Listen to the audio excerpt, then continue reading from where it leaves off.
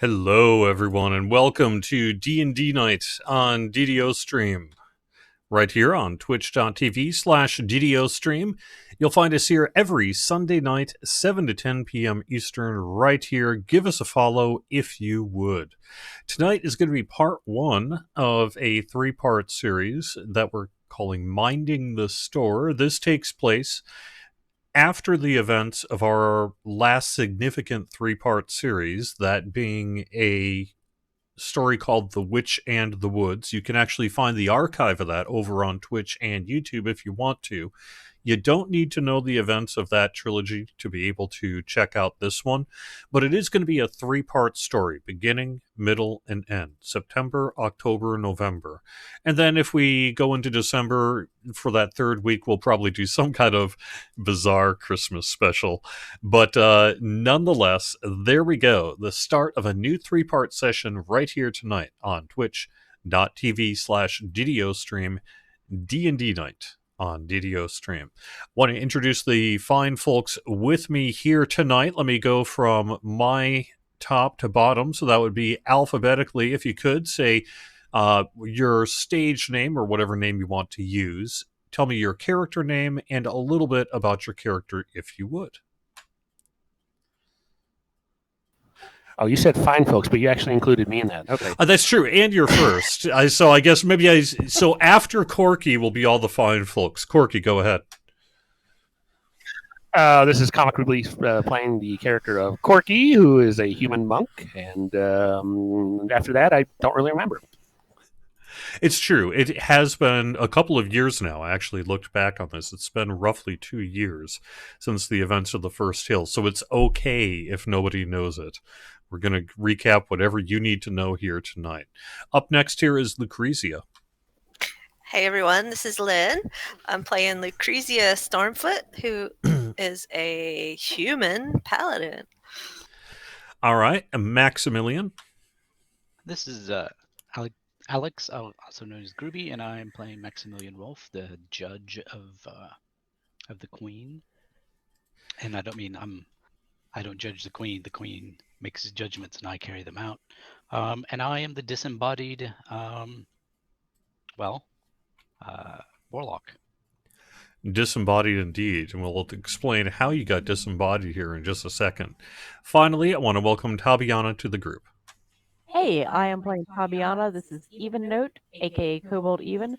And aside from the fact that I'm a halfling cleric and my character is totally adorable, I remember almost nothing about this. So what you need to know for the first one is that it takes place in a world that is semi-modern. It does not have electricity, but it does have some mechanisms, including things like clocks and gears, some level of carriage travel. It's almost a little bit of a halfway between a Euro horror and a fantasy setting, and it leans neither too heavily into either. It's relatively low magic, although the amount of magic in the campaign has increased dramatically as the story has unfolded. But for the most part, people using magic and casting spells is a rare occurrence and more likely to get you killed than appreciated. However, there is a fair amount of what you might call folk magic in the world, things like that people would use for everyday household work and farming, marketplace work, and general labor. So it's not that there's no magic, it's that they wouldn't really consider that to be the kind of like fireball throwing magic. That is extremely rare, despite some of you being able to do that. So the other thing you need to know about Eternia is that it's called that because it's been ruled for as long as the world is known by a queen. The queen lives forever and has lived for as long as there's been human record, and as long as there's been human record, the queen has been in charge of the known world. There are parts of the world that are unknown, far distant lands that you're unlikely to ever see in your lifetime, and especially not in your lifetime, because you work on behalf of the queen, and you are essentially a group that is sent out to the wide, vast world. Think maybe Roman Empire towards the peak of its, breadth in terms of scope of the world that needs to be kept under one person's control. And part of that is done by sending out essentially judicial groups, which is the group that your group is. You'll go to places as they need to have judicial intervention on, the Queen's justice needs to be delivered, whether it be crime or murder or whatever. It's your job essentially to go to these remote areas, either based on reports or because that's what you do. You travel around and dispense the Queen's justice. It's your job to do that sort of thing. So you're feared because your showing up is probably more likely to lead to, people being stabbed than might otherwise be normally happening. That said, it's not an evil world. It's not a dark and evil world full of evil people. It's a world that has largely been ruled peacefully and relatively justly by this long-standing queen. At the end of the last series of events, you killed a wood god. That wood god was providing the fruit, these kind of apple-like fruit sub-things, that were keeping people living presumably forever based on eating that fruit. And when that tree god was killed, by the way, when Maximilian blew it up while basically not hugging it or anything, but was right there running up while it blew up, boom. Everyone who had eaten one of those apples around you died. That has you very concerned about the current health of the Queen, because the Queen had sent you out to this specific remote area to look into, various forms of witchcraft, but also to pick up, if you recall, a seed of one of these apples from the woods that she remembers eating as a child. And so you do have some proof in your head, at least, that this may in fact be how the Queen has been sustaining her life. What does that mean now that the god is dead? You don't know. You're in the middle of nowhere. Is there any other kind of questions or things that people would like me to talk about before we move on to tonight's story? I do want to point out that I happen to have a blunderbuss in my weapons, so that's something that's available in this world. I can't 100% remember how. I'd have to look up my emails to figure out how we were going to handle the blunderbuss. But if I recall, it was basically a 1 round to load, 1 round to shoot. And if you got a natural 20, it was basically an insta-kill. 18 to 20. 18 to 20, and it was an insta-kill. One full round to reload. That's correct. Yep. Also, if I recall correctly, our party members who had eaten of the apple died from a tree growing out of them. So wherever they died, the tree sprung up. Almost alien style, except a tree. It wasn't very pleasant, and apparently it was quite painful. As a matter of fact, as you're heading back from that experience, towards civilization, essentially the equivalent in this world of going somewhere where you can check your email, you hear about other people in parts of town, particularly long-lived people, who died screaming suddenly one night, and everyone assumes that it was some kind of curse, but nobody really knows what was going on. How much do you say when you're traveling back and sitting in a tavern, how much do you want to spread the news? Because certainly when they see people like yourselves in these taverns, they expect news from you. How much do you want to talk about? I feel like we really shouldn't share too much about it. I mean, I think I'm dead because I'm pretty sure that I took a nibble of that apple, so I mean, dead halflings tell no tales. I saved at least one person. Yeah, we'll have to figure that out. I think you were saved. Let's just say you were saved by Maximilian. He had actually hit you with a chill touch, but it happened to be where that seed was. Yeah, I think it was body. her, and it was Bonnie's character that died. Yeah, I know Bonnie's character died. Yep, Bonnie's character died. I think even she just took a little sliver. So you said like just a little twig formed in her mouth, and whoever our other companion was, I can't recall. He was the one that Maximilian was able to pull it out of him. Okay, sounds good. So clearly they're wondering if you've heard anything about witchcraft or curses in the area. I think we want to, as far as information relaying to other people, vague generalities and no real specifics. I would agree with that. Yeah.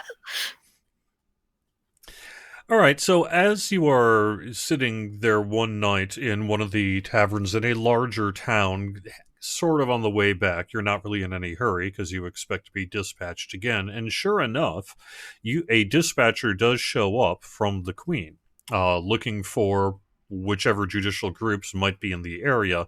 Although, as soon as he sees you, he walks over and says your names: Corky, Lucrezia, Maximilian, Tabiana. I need you to go with me immediately. Okay. All right then. All right. So this Okay. this person walks out immediately into a series of carriages. It's two people to a carriage. I don't know which two you want to go into one carriage, which in the other. It doesn't really matter. You split up, and each has two of you and one messenger. The messenger hands each of you a letter with, sure enough, with the Queen's official seal. Is there anything you want to do before you presumably open it? Yeah. Is there any type of indication of how long ago these letters were written? I mean, do we surmise that it was after the explosion or before? Likely after. It has been, let's just say, in the range of a week to a month after those events, depending on. We kind of wanted some people to be injured and heal, so let's say they were healed and then you guys formed back up as a group. So somewhere in the range of maybe 3-4 weeks since this happened, which isn't really a long time in the scale of this kind of realm, right? And it's speed of communication. Although it's fast, it's not that fast. Okay, but she could have still, if we're getting these letters, she's still presumably alive because we're getting them. I mean, it's hard to say. All you know is that as soon as this person was given the letter to give to you, they left immediately because that is what you do, or else to some extent. Okay. Right. So, inquire of messengers. How long you been on the road? I've been on the road for approximately a week. Well, All right. that's a good sign.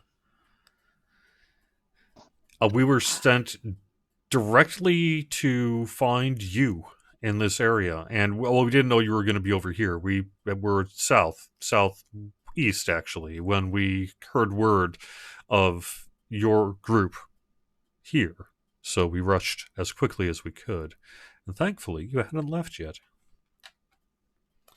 There are people in each of the chariots, so I'm paraphrasing, but each messenger tells you basically that.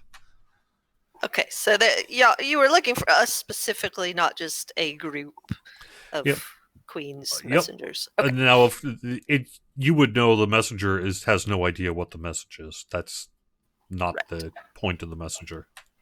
Right, but you actually left from the palace, from the Queen herself, to find us?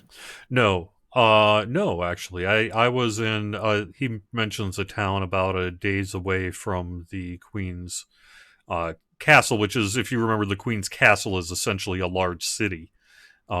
It's a castle at its center, but it's really the hub of the realm, so it's this massive, sprawling city. So nearby, within a day's travel, can't be that far, but about a day away. Well, I will open my letter. Yep. I will also open my letter. I will use also Mage Hand to open my letter. Open the letter before me. All right, let me make sure I've got this right.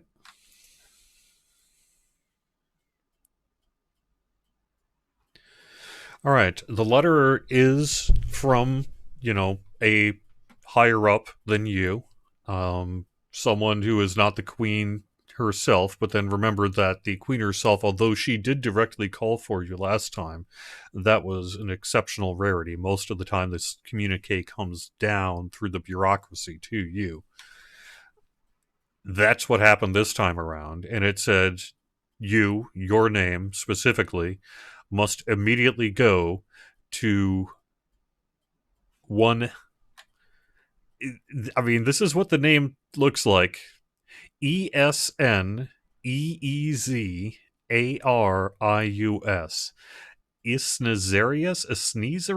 Isnizarius, something like that. Can you spell that again? ESN. Well, I'll put it in. So sneezy.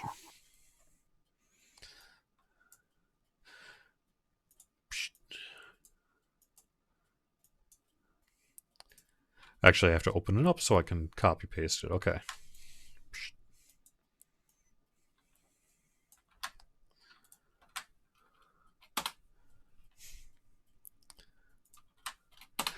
Yeah, it doesn't want to do it. Let me just type it in.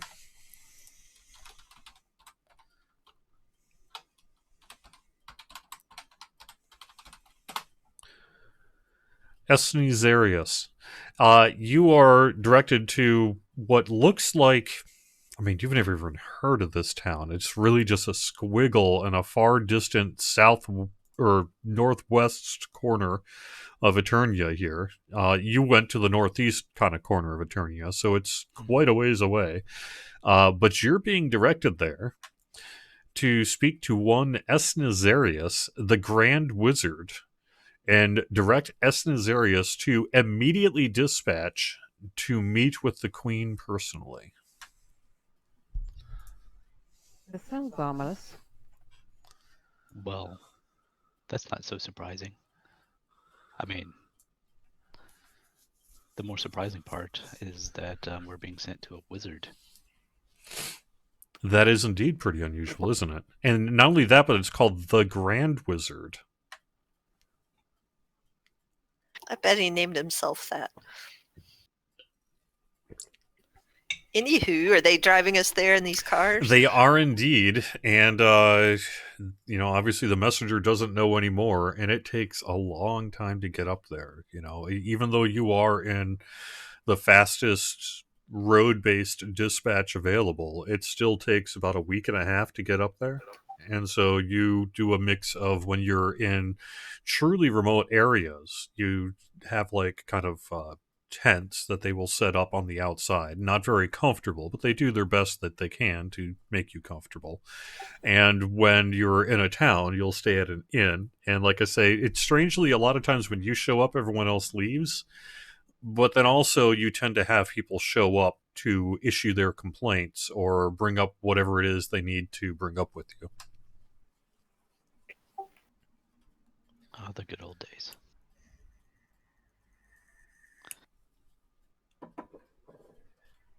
All right, so without further ado, you don't get messed with on the road. I mean, you hear the howling of wolves and the growling of some beasts. You head really across a river. You see a vast, vast lake off to the east of you as you travel. You see some mountains off to the south and the west and the southwest. And you cross another river until you get to really a very tiny town. The town doesn't, I mean, it had a name at one point, you think, but none of the maps really show anything. All it just shows is a dot, and Dead Town is generally how it's marked on the map. As you sort of approach, is there anything you want to do in particular? Literally all you know is that people refer to it as the Dead Town.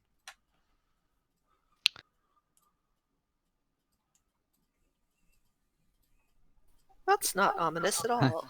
Internally chuckle. It's dead. That's fine. All right, I'm going to share one of the main maps with you, so you're going to want to put this one in your hotbar for future sessions. Ooh.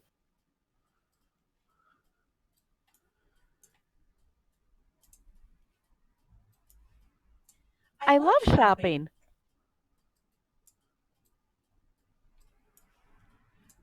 Are we going to do retail therapy? Wait All a right. minute. You're not Calliope in here. Oh, right. Wrong tune. Sorry, I'm just making sure everyone gets on the map now. Give me just a second. Honestly, I can't remember what kind of personality I gave Tatiana. I just nearly also called her the wrong name and called her Tatiana. Oops. All right, let me get the map basically centered for the screen because, my storytelling is often a little less visual and a little more kind of old school. And I think that'll be the case here tonight. So, but this place is pretty crazy. So, what you find, the reason it's called the Dead Town is that nobody lives there anymore. And apparently, nobody has lived there in a very, very long time. All the buildings are crumbling, ruined. You don't see dead bodies or anything. You don't see skulls. I mean, it doesn't look like the site of a big battle, but it's empty. Nobody is living in this town. And this town was never necessarily big to begin with. It maybe housed, maybe at its peak, 50-ish, 100 families, something like that. So pretty see a small to cat, begin though. with. You do see a cat. So the reason you're here in particular is that it becomes apparent that whoever this Asnizarius, the Grand Wizard, is, has been hiding out here. Or at the very least, this is a place that is deliberately in a city where nobody lives. Because what you find is what at one point might have been, say, a furniture or perhaps a very large bookseller, printer's office, things like that. Some kind of warehouse slash book open space that's full of antiques. And there's no sign on the door. There's no thing saying open, this is somebody's store, but it's set up somewhat like maybe a trinket shop, an antique shop, or they're really rare. Why would one be here? This is the Grand Wizard, I guess. A magic shop? You see an old wizard sitting on a little chair reading a book when you arrive. You see a cat kind of on top of a little bookshelf. The bookshelves are above your head. They're about 9 feet tall, but there is space above them before you hit the ceiling. And you hear the voice of someone from behind another bookshelf, perhaps saying something like, "I don't know where it is. I don't even know what you're talking about. What would you like to do?"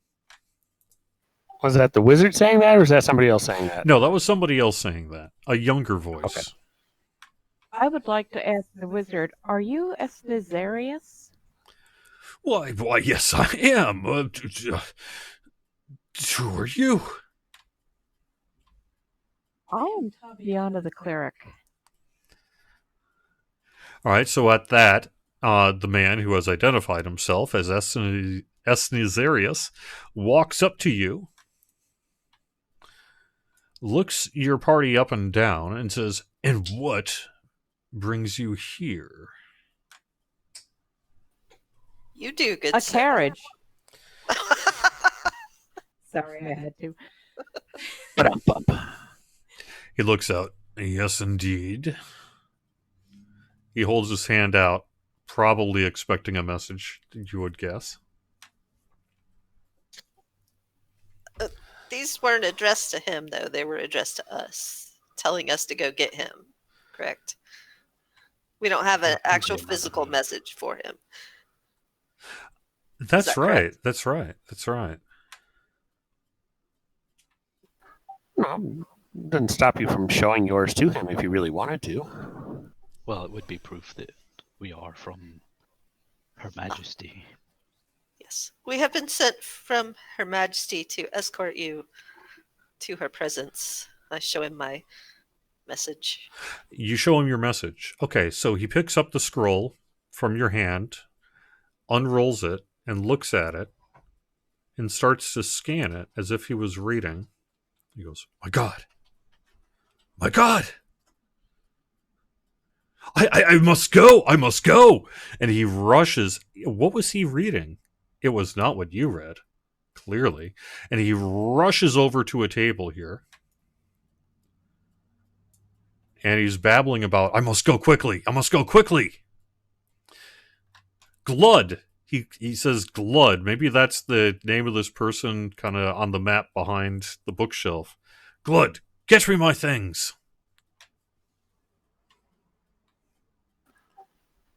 At this point, I kind of look at one of my compatriots and is like, "Can I see yours and you see mine letter?"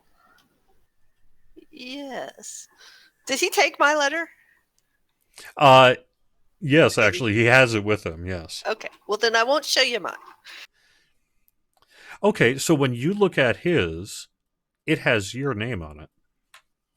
Ah.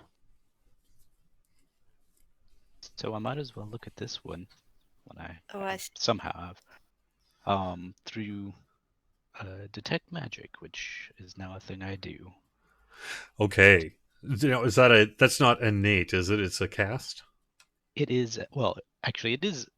It's at will, but it's not always on. So I do have to Okay, actually great. do it. So at will, innate, but yeah. So at will, you enable detect magic, and it's as if you had been underground for a week, suddenly in the middle of a bright sunny day, and you're prone to migraines. And on top of that, there's some loud thing happening right next to your ear. Because, I mean, as soon as you hit detect magic, it is kablam! And that's all you see. Everywhere around you is heavy, heavy magic everywhere you go. Which is quite off-putting. So yeah, it'll take me a while to including the letters. focus. Yes, including the letters. Although, like I say, it's so overwhelming, it's almost indistinct at this point. It's hard to, identify specific sources. And the thing is, I won't really know whether that's me or that's what's going around for a little while. Because I'm just exploring new facets of my being, so... I mean, this is, Asnesius's. Magic shop. I mean, except it. So here's the thing, though. There's no cash register. There's no point of sale thing. There's no order forms that you see. If this is a magic shop, it's it's like by invitation only, perhaps. That makes sense. You'd have to know where it is, or for that matter, that it is. So he is packing up. Is there anything you want to do?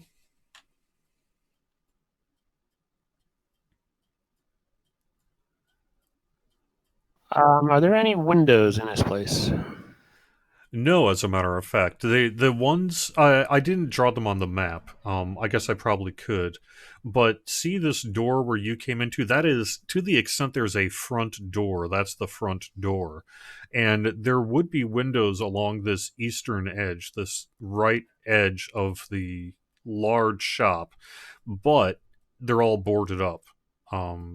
There's no, like I say, there's no display kiosk. And just to give everyone a sense of it, we've got 10, 20, 30, 40, 50, 60, 70, 80, about 90 feet across, and even longer, although you can see all the way to the back, it's lit, but there's just stuff everywhere, shelves and bookcases and chairs and tables full of alchemical and magical ingredients and components. You recognize spell components. You see chests and books and urns and rugs and posters and tapestries and just everything that you can think of, junk high and low, everywhere the eye can be seen. Well, I'll look for interesting things that maybe I could interact with. And if I see something that someone else may be interested in, I'll kind of point it out to them.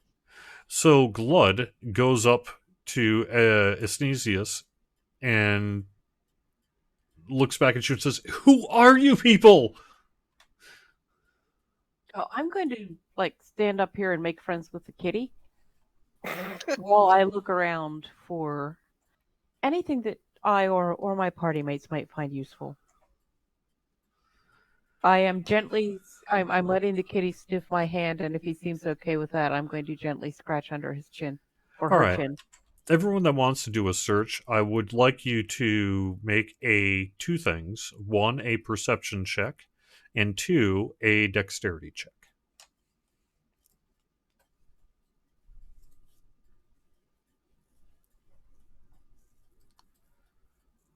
Straight up dex roll.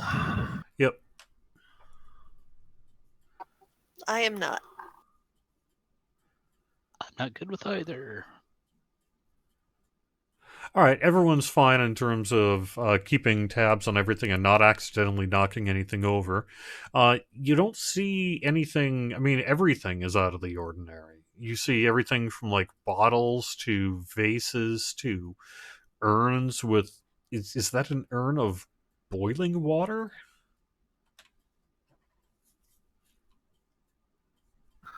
Are there any other doors?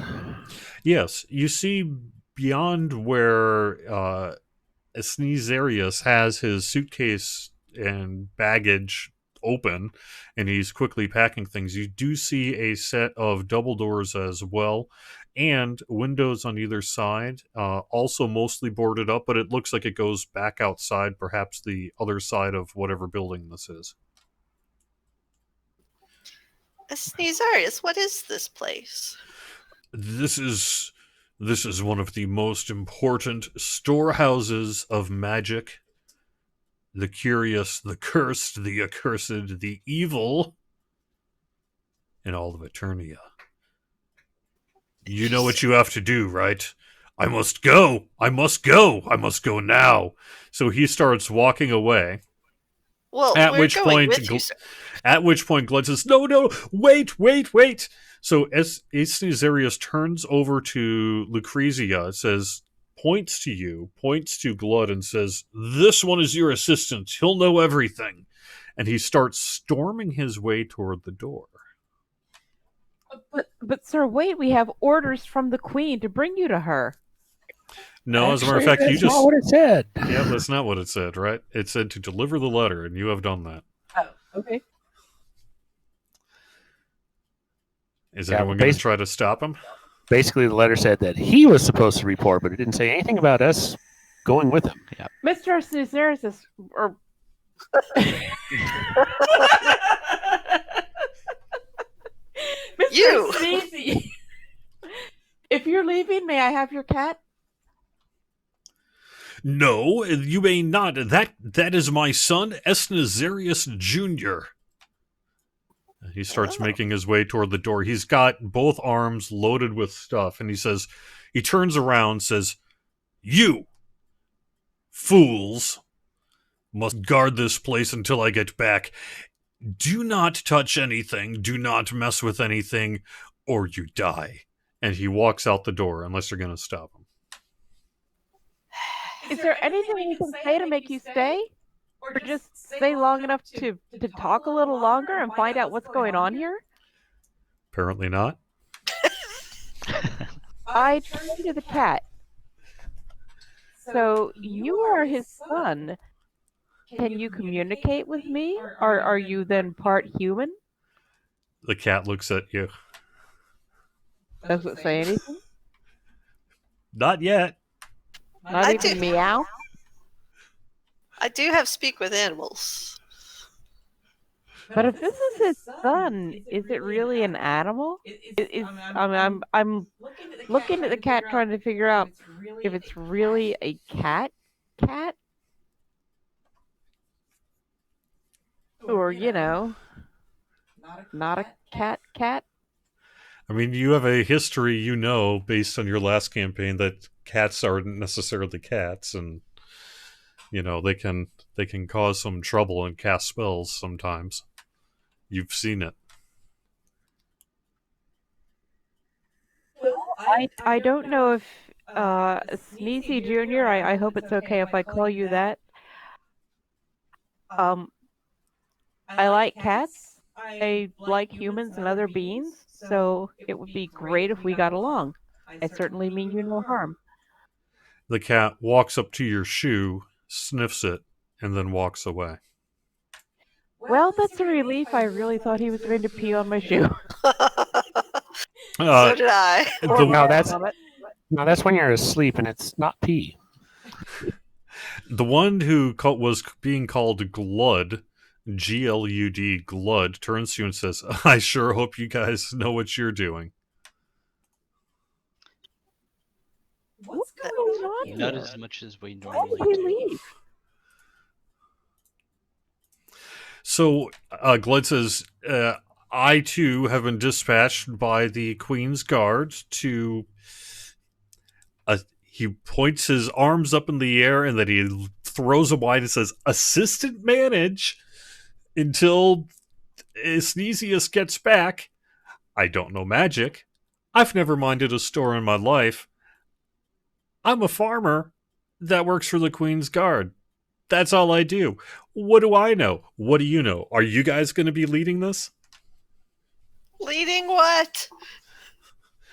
Well, apparently you're in charge of the store. Well, it's you and us. So... Except this isn't a store, obviously. And he looks around and he says, what even the HE double toothpicks is this place? Well, Does I he mean, say there's it just like that? Hockey sticks. Hockey sticks. I have a hockey in suspicion. DD? I suspect this is a storehouse, not necessarily a store. Probably of dangerous artifacts that have been collected. That sure would make sense, Glud says. And is that a gelatinous cube? At which What? point that you notice, as a matter of fact, a gelatinous cube starts squishing out of the corner, the far corner of the establishment. Yeah, Now, I think I I like suspect- most beings, but sometimes you need to draw a line. I suspect that should not be out and eating things. You're startled, Corky, to see it there, but it had been very quietly just sitting. Maybe it activated because the Sneezius was no longer in the building? You're right about the whole eating things, though. Esnazarius?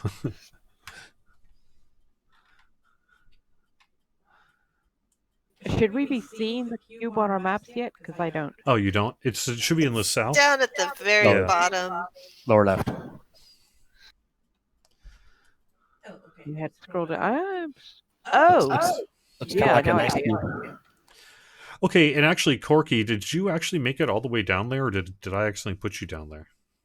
Well, I kind of wandered down there while you were talking. Whether I actually make it all the way down there, that's for you to tell me.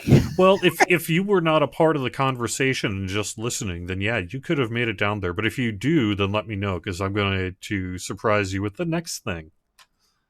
Yep. Nope. I made it all the way down here then. There looks like there's some kind of open-eyed, it's not really moving except it's floating, beholder? Aberration, beholder-like thing just floating between two bookshelves in the south? But if that fella knew these things were here, and they're like, oh, that was my other son, Daryl. And my other brother, Daryl. Right? But oh, whoops, we killed him. Glad, how long have you been here? I got here about an hour and a half before you did. Well, Well, And that's- he said that this was like nothing I've ever seen before, which, hey, I already knew that. He also said that, he said once that he'll see me when he comes back if I live, and I don't like that very much.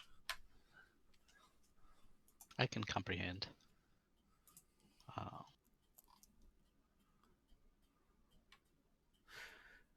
All right. Well, I mean, I know some of this stuff. I'm going to school for wizardry. So, I don't know if any of you noticed, this stuff is awful magical. I've noticed.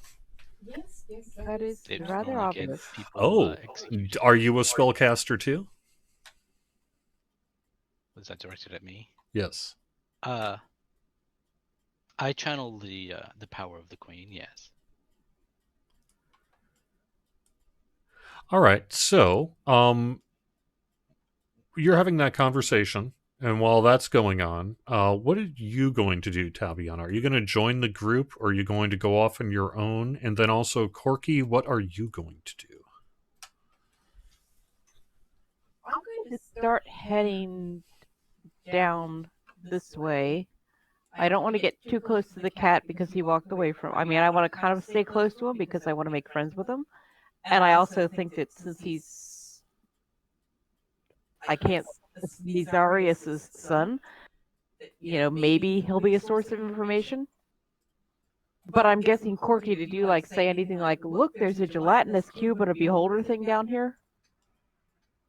No, I'm just kind of quietly observing for right now, seeing It's what they're doing, if anything, seeing kind of taking it in, trying to get the lay of the land. and Corky, if you could make me another perception check.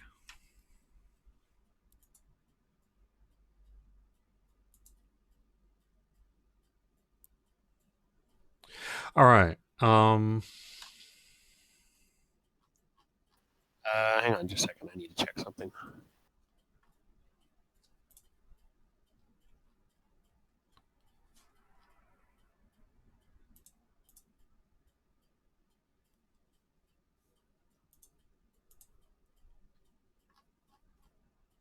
Yeah, I'm looking at your character as well to see if there's anything relevant here.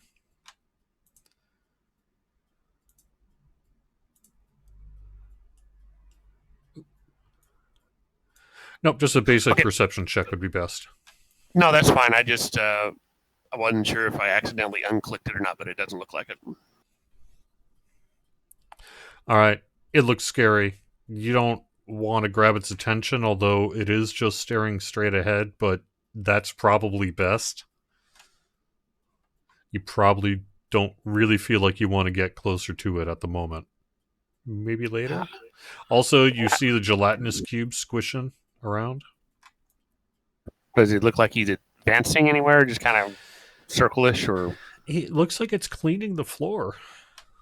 Oh, okay. Oh, it's the Wait, is this janitor. Flashy's Dodo? Or Dodo? Dojo? Do I know what a Jetlands cube is? Yeah. Okay. Well, that's generally what they're supposed to be for, is cleaning places. Not usually human establishments, but this Right. is clearly an odd place. People there. You also know you're not supposed to touch it. Tastes like her.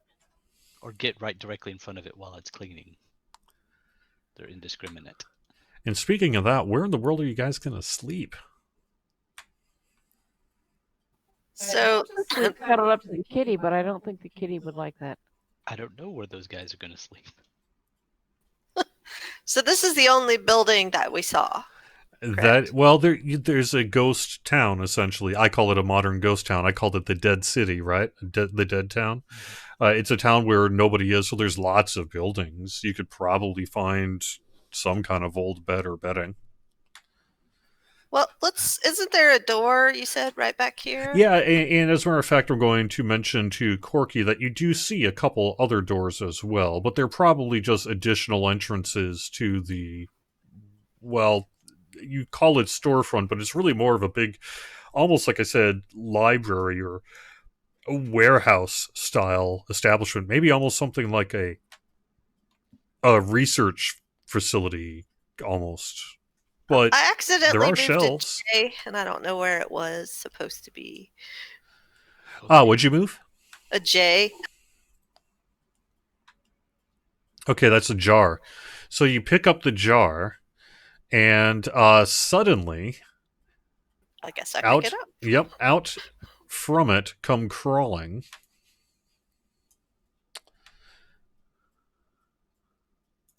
Let me call it up.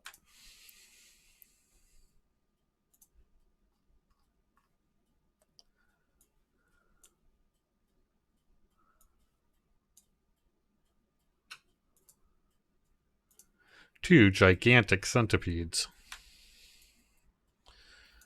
They slime out through the thing, and they're about 10 feet long, and about the size of I don't know, maybe 6 inches wide and full of legs, and they're crawling towards you, and they're attacking you. Well, guys, I was trying to move myself towards the door, but apparently I just flailed about and knocked over this jar. My bad. All right, so roll for initiative. Sort of Pandora's box, but not Lucretia's jar.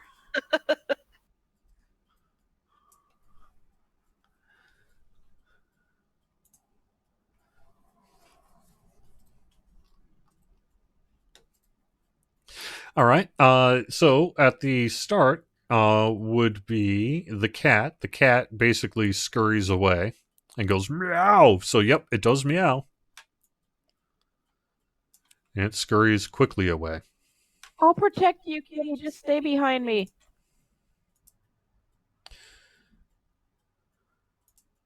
Lucretia, your turn. Okay. Well, let's try Ensnaring Strike. It's a bonus action. Next time you hit a creature with a weapon attack, before the spell ends, a writhing mass of thorny vines appear at the point of impact, and the target must succeed on strength saving throw or be restrained by the magic vines until the spell ends. Is it larger sized? Let me check.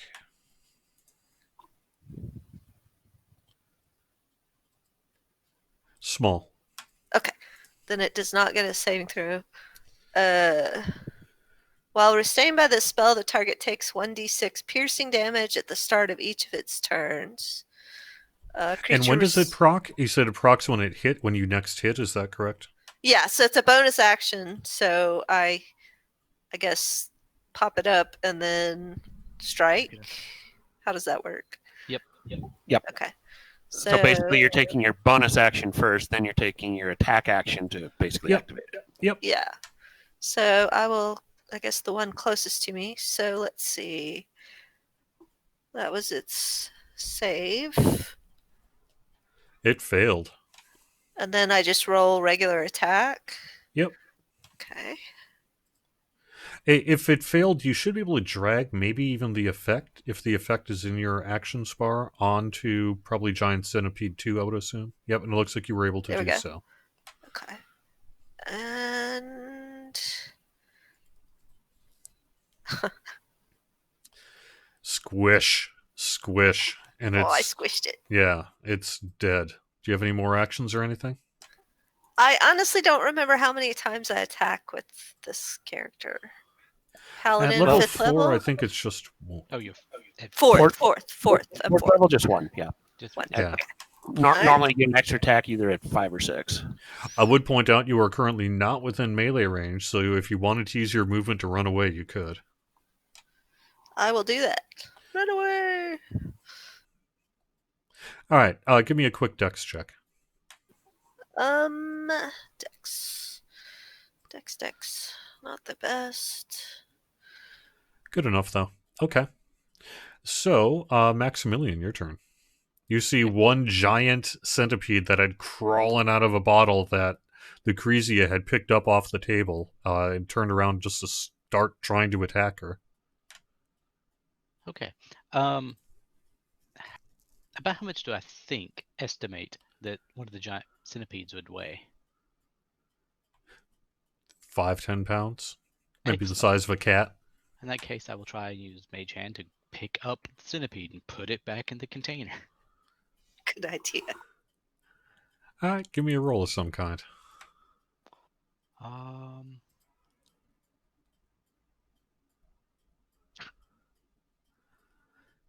right, well, you picked it up.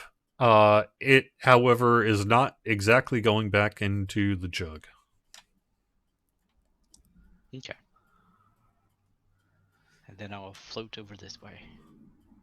Okay, and I'm going to have it, because you have it picked up. It's there. Okay. Corky, your turn. You've got some kind of evil beholder looking thing off to the south. a gelatinous cube cleaning up off to your west, a cat bolting towards you, and some screaming happening in the upper left of the store. I'm going to make my way back towards people. So these are 5 squares, right? 5-foot squares? Yep. They don't align on the map, but the squares do exist, so you can use them.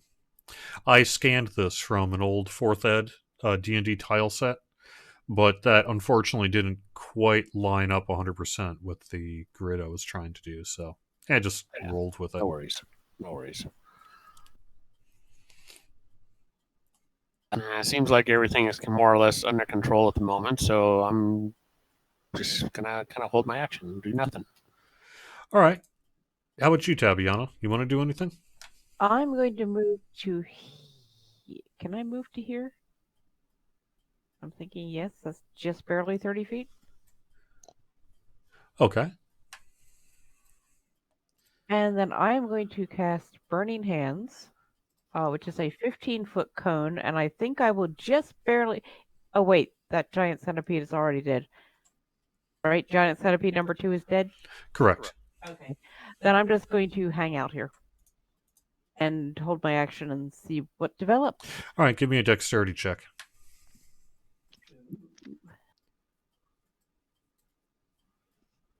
Great. Yes. No problem. All right. So Glud goes, "Oh my god!" It just starts running towards the entrance. Giant Centipede 1 is going to attack you, Maximilian, with a bite. Okay. 17 is a hit. Exactly. Does 3 points of damage. However, you need to make a saving throw versus Constitution. Let me see about that. You succeeded, so you're okay. Poison? Yep, I just rolled it right on you. It lets me do that, so you're fine. You made the save, and you're all good. Now we're up towards the top again. The cat gets first dibs and bolts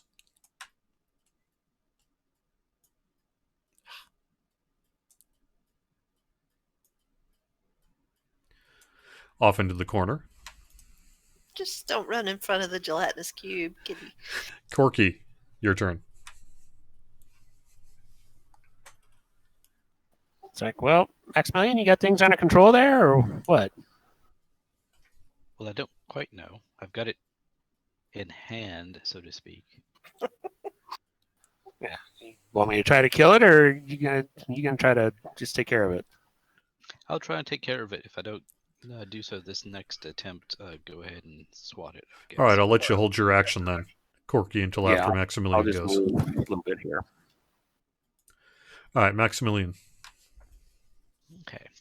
Same as before, because it's got 30-foot range. So I'll try. I guess we'll just make another roll and see what happens. Ooh, I rolled even worse. So I guess go ahead and thwat it.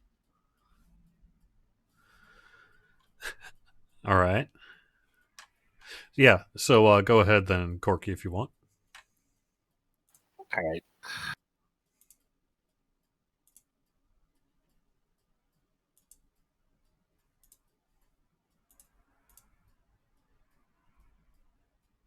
I'll smack it with my quarterstaff.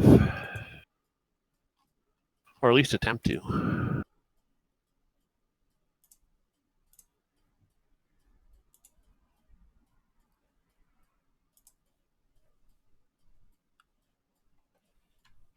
All right, you hit. Squish, most likely.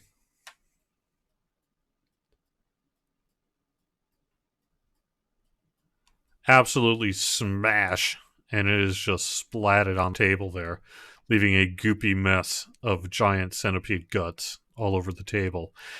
Maybe you should be careful about touching things here. I'm going to suggest we go out the front door for a bit and talk things over out there. I don't know. The adventure is called Minding the Store. So Glud, is he still running, screaming out the door? Well, so funny you mention that. He starts running to the door, and then he just looks around expectantly at you to see if you're still alive. And when he sees that you've taken care of, he says, "Ah, great! You are the right people here. All right, you're in charge." And he goes outside as well. Well, fat lot of good he did us. This seems fairly typical. Indeed. So we need to find out from him, does he live around here? Where the crap is he from? And how long has this wizard Sneezarius been here? All right. Well, I'm going to share a map with the city with you. We don't really need to put our people out at this point unless it becomes relevant. Wow, it's a big map.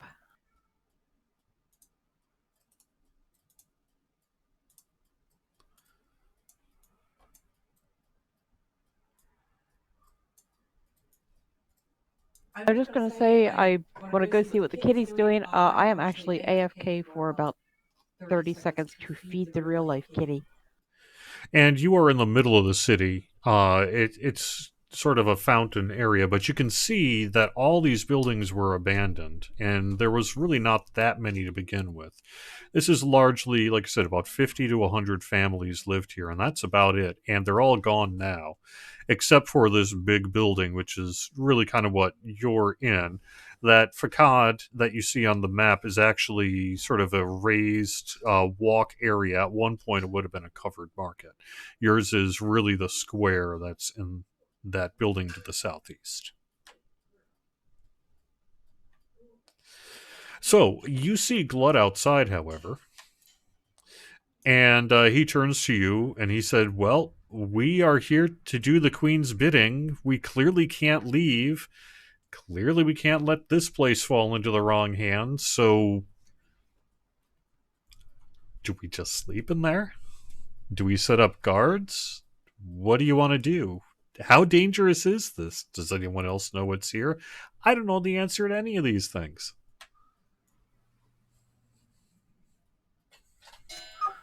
Well, I think we should have one or two people in the building at all times. So, yeah, I don't know. Does it look Yes. like there might be a place to sleep in there? However, wandering around in it seems to be a bad idea, unless absolutely necessary. And I'll just say, okay, where is this place we're in? It's off the center of the town here. It's only relevant if it becomes relevant. For the most part, this is going to take place in there, but it depends what you want to do. So Near the Star of David, etched in the center. yeah, it's not that. However, it's like a fountain. Okay. I mean, I feel like the Queen would not want us to leave this place. And also, there's a kitty here. I agree. I think, I mean, maybe nobody knows this place exists, Glud says. I certainly didn't. But then I'm not sure I would have. He scratches his head. I'm just an apprentice. I thought you were a farmer. I'm going to wizard school. I'm an apprentice. Where's this school located? He mentions a town you've never heard of. Where Does it exactly call it is town you've that? never heard of? Okay. And what general area is that? It's off to the northwest, about 2-3 days ride. Isn't it a little tough to keep Who's your in charge of the school? Why so many questions? I'm a curious guy. Well, okay, so And the use of magic, wizardly magic, is illegal, punishable by death. Maybe that has something to do with it. I mean, it's house magic. It's not illegal magic, he says. I can mend things. I can do this. He snaps his fingers and the little flame shows from his hand. If a rock were going to fall on me, I can cast a shield above my head. Isn't it really difficult to go to wizard school that's several days away and keep your farm running too? Well, it's not my farm. The guy's young.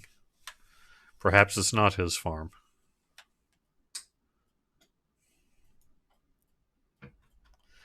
This guy also doesn't seem too smart.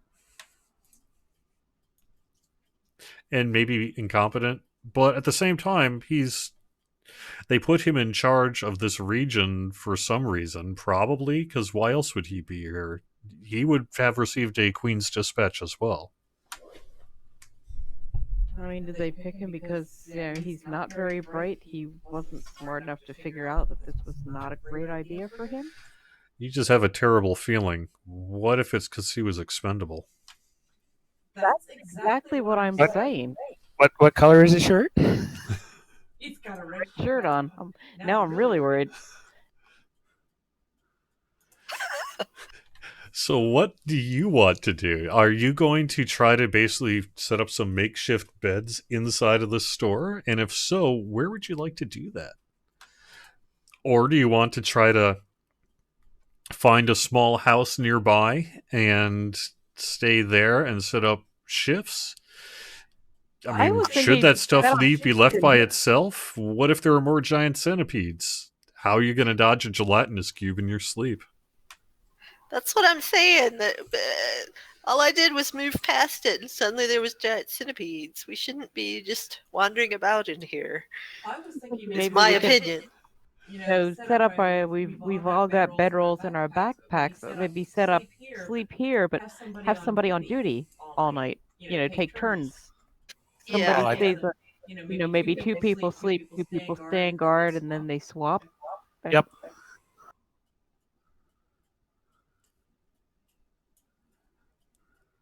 That's more or less what I was thinking. And when you say sleep here, do you mean sleep here inside of the store? Why don't people sleep right outside the door? Can we have? Is the door? What type of door is it? I mean, it's largely there's just a slat wood porch that would have led up like a walkway, goes out about 10 feet. So it would have been a center of town style walkway, enough for 2-3 breath deep if they needed to.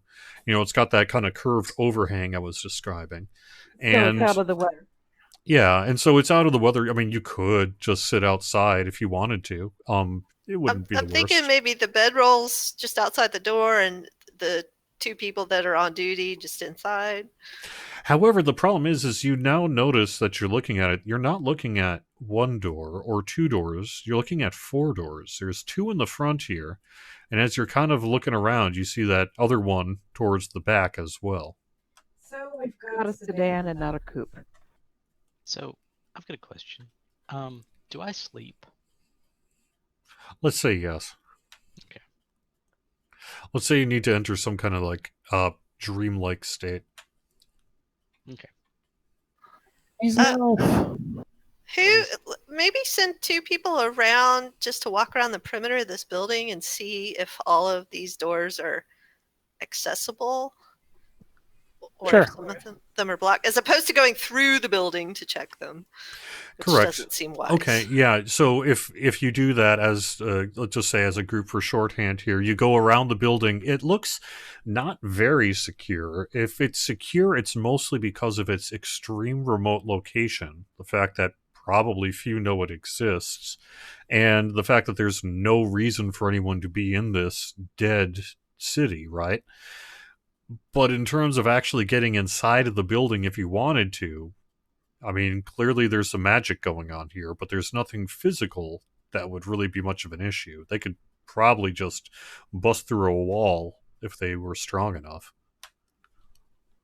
I'm suspicious. I'm going to go inside and go out one of the other doors and see if I come out where I should. You do. Okay. One thing eliminated. Yeah, so Maximilian, you can get through the building without touching stuff, right? Right, you can. I mean, imagine like you go to a really big antique store that's maybe in a barn or a warehouse, and there's just crap everywhere. That's sort of what the experience is like here, but it's not piled up so much that it is like on the map. And what I did is I put a couple of points of interest on just about every shelf, and each of those things can be different things if they need to be. But you kind of see that there's just a row after row of just stuff everywhere. So which one of those is the rare Atari carts? That's probably one of the question marks. I was thinking either that or the big A up there. That's where they went. So I mean, it is at this point getting a little bit toward evening. You see no sign of Ebenezer as far as you can tell. You see a trail. You still see his footprints outside leading off to the horizon. Did he really just walk off into the horizon? Hey, what happened to the messenger guys with the carts? They're gone too. They left? Okay. Yeah. I mean, it could have very well been, oh, so I guess I'm free. I'm out of here. For that matter. He looked concerned. Like genuinely concerned. Like he was shocked by whatever it was he had read. And was obviously motivated to do whatever he was ordered to do as quickly as possible. This wasn't something he had research time for. Okay, well that's better. But yeah, I think I can be in the shop until I have to come out and recover, without touching anything. I mean, I have to actually, want to touch things to do so. Right. So that's a question then. So the gelatinous cube, in terms of posing a threat to you, is only really a threat if you're immobile or maybe unaware, but it moves slowly. It really looks like it's almost like an ordered golem of some kind to just clean the store. So as long as you avoid it, it should be okay, you think. You notice so this kind of main entrance, which is this one in the northeast that I've put your characters on in the mage store, we're calling it the storeroom, whatever you want to call it, is presumably where guests would be greeted. And you do see a table there. Like I said, there's no receipts or anything, no records of sales or books that you notice, but you do see a plush chair kind of off against the wall between the desk and the torch, and you do see some drawers, maybe. It's like here? Yep. Okay. Well,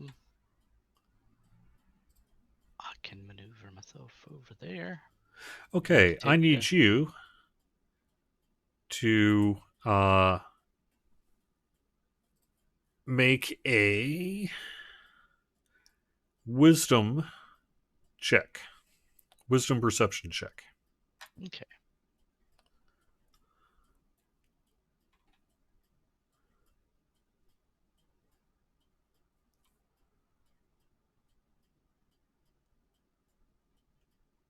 Ooh. All right, you failed. So you, in hindsight, you probably should have noticed that there were no footprints or anything there, because a pit trap opens up underneath you, and you do, however, sort of float correctly, right?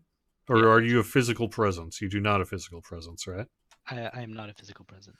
Right. But you did, however, trigger it, which leads one to think that it was able to detect not just physical, but perhaps, cognitive presence in the area. And a big, trap literally opened up at your feet, and there's spikes down there, glistening with something or other. I will traps to the side just from walking. Hey guys, so this place is trapped as well. That's or why at least that chair was trapped. I'm marking in the tile that's got the trap on it. want to go ahead and investigate it. It is a mechanical pit trap. You do see a mechanism there that would trigger it if someone put enough pressure on that space. But at the same time, Maximilian's sort of floating, and it's still opened up. Maybe Maximilian needs to float around the whole place. Yeah, that may not be a bad idea. Can I try to disable it? Yes.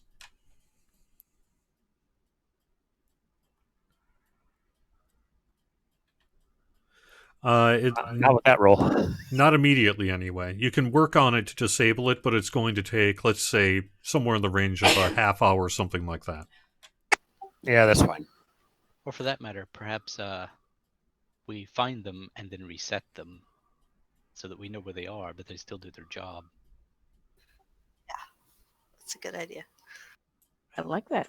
Maybe we could trap that gelatinous cube in that pit. All right. If you'd like to take a little extra time, then, Corky, I would let you do that to set it back up correctly. You'd have to learn how it works, but you'd have the time to do that if you wanted to. Yeah, okay, that's fine. Yeah, then that way, if we have to sprint through here for some reason, we're not falling in the traps. Other things are. Okay, so where it is towards evening, although you don't need to crash or do whatever you're going to do, but it is the torchlight. You see these torches that you have to assume are magically lit because you see no, even though they're kind of wrapped in an oil cloth like you would expect a torch to be, they're certainly not diminishing whatsoever. So presumably magical torchlight. So the place is pretty well lit. You're not sure if you can actually douse those torches, but you don't have to worry about light anyway as it gets dark. But where would you like to actually set up sort of your sleeping area? You said you're going to do it outside, is that correct? My suggestion was out on the front porch. I don't know what everybody else thinks. Okay. But that way we don't get pulled over by a well, we're sleeping. I don't think we should all be asleep at once. No, absolutely. No, not. we're doing teams of 2. And as long as you can hear us out on the French porch, if something happens, I mean that's fine. We can try yelling when go out, and we can try yelling, see if you hear us. Obviously, Jerry, we're discussing all this as Maximilian inches around. Okay, so I'll get to that in a little bit. We'll deal with what you're doing here, Maximilian, in a little bit. Clearly, you're moving around carefully so as not to bump into anything, but I'm not actually sure what you're trying to do. Set off more pit traps. Or just find any other traps in the space. All right, is that what you're trying to do, Maximilian? Yeah, that's the idea. I haven't seen everywhere where you've gone. Have you gone all the way through to the western doors? See, I have been. You were at the top west. Yeah, I think he's basically kind of making his way around counterclockwise, starting Here. with 12 o'clock-ish. Part of here from the W up and over. Okay, so what specifically are you trying to look for? Well, unfortunately, I'm not the most perceptive as far as visually is concerned. So mostly I'm trying to do what I did inadvertently with the pit trap and then point them out so Corky can come over and reset it and we all know where it is. All right, you don't see any pit traps. You see lots of just items, some of which emanate clearly scary kind of something, or they don't look right, they don't feel right, even from a distance. You're going to have to assume there's some cursed objects around here. You see lots of objects, including things that, if you are the greedy type, are exceptionally attractive to consider further. You do not, however, find any traps based on where you've gone so far. Oh, and again, I can have detect magic, but I will be, like focused on, say, the ground and not the objects. If that makes sense. Yeah, unfortunately, detect magic is not really going to work inside of this area. There's just too much. Okay. And it's too powerful. How it is, however, you can tell, still actively, there's power and magic and stuff everywhere. It actually hurts to kind of have it active. We don't need to go tile by tile through this whole area, but just kind of let me know, are you guys sticking for the top half here? Are you searching through the whole thing immediately? Otherwise, we're going to sort of continue on with our story here, and I'll keep going around, see what Tabiana wants to do, while Corky works on resetting the pick trap. Glud helps set up the sort of place to camp outside, although he grumbles saying, what if it's windy and rainy? But he's okay. Lucrezia, what are you wanting to do? I will help Gled set up and kind of check out the immediate areas, see if there's any sort of areas we can use as like if 100 goblins are running towards us, we can bottleneck them, or all right, looking for natural trap areas. Sure. Maximilian, I'm going to have you stop moving around at the moment. That's fine. We're not going to go tile by tile across this map here. Sure. So you said you specifically, Lucrezia, are looking for things that you could use for defenses. Well, you do see boarded up windows, so that allows you to perhaps spy from inside to the out pretty quickly. There's an awful lot of magic and something going on in this room. You see everything from swords to pikes to spears. You think you see some javelins. Definitely some swords and daggers. It's both ceremonial and not. I mean, if you wanted to, you could start looking at scrolls and things to see what sort of warding there might be. The doors themselves, you would be able to physically nail them shut, or perhaps move a table or bookshelf over, something like that.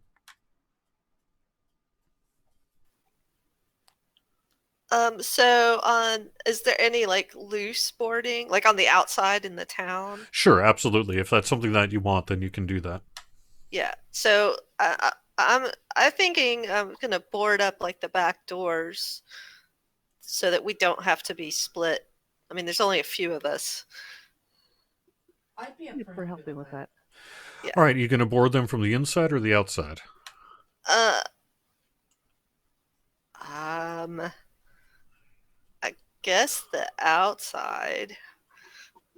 I mean, enough where it's going to make a noise if something's trying to get through it, at the very least. Okay, but you're going to board it from the outside. Yeah. Okay.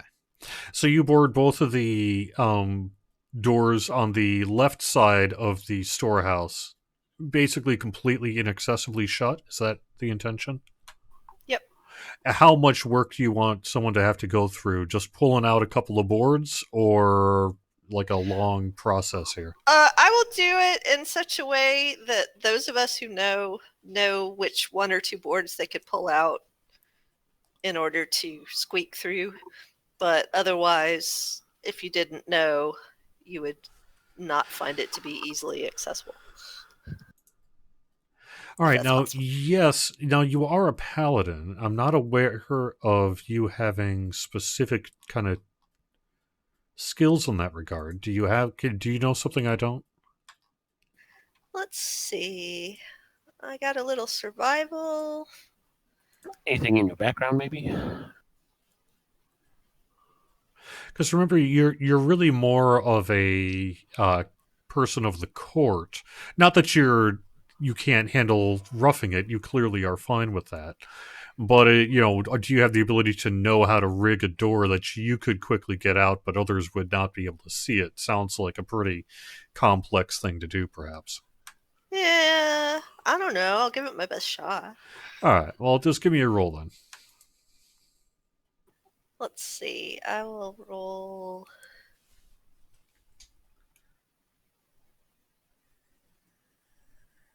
Survival? Yeah, that'd be fine. I mean, I found some rickety old boards.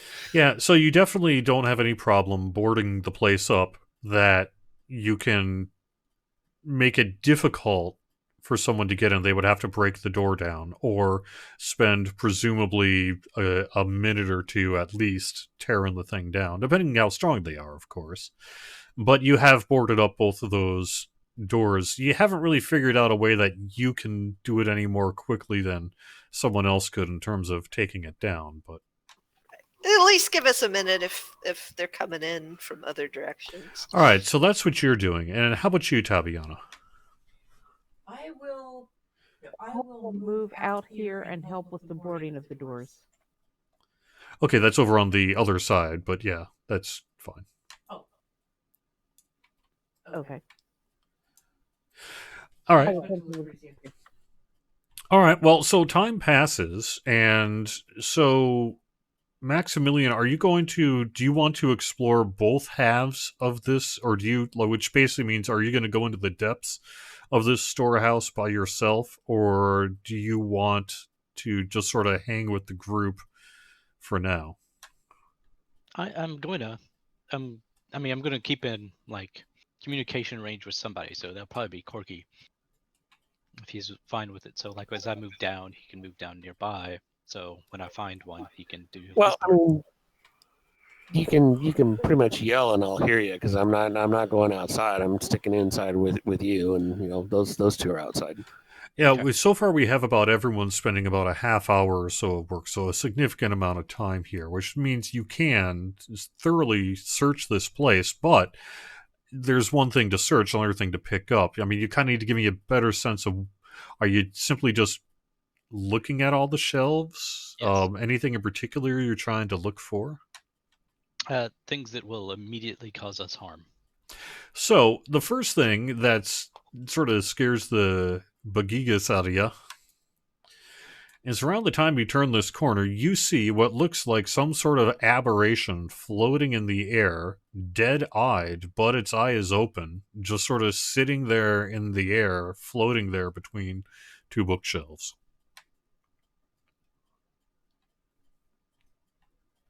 And I'm gonna keep my eye on it my eye on it as I float by, like to the next thing, and see if it actually follows me or if it's just. It does not. It looks like it's suspended in animation, maybe? So like a balloon, a scary balloon. Funny you should say that. Well, a balloon into itself is kind of strange to begin with. I mean, it's an inflated bladder. It could be. You've heard of it deep in the past that there are monsters like these clouds of poisonous gas that pretend to be beholders. You didn't believe it actually existed, but then you've never really seen a beholder either. Right.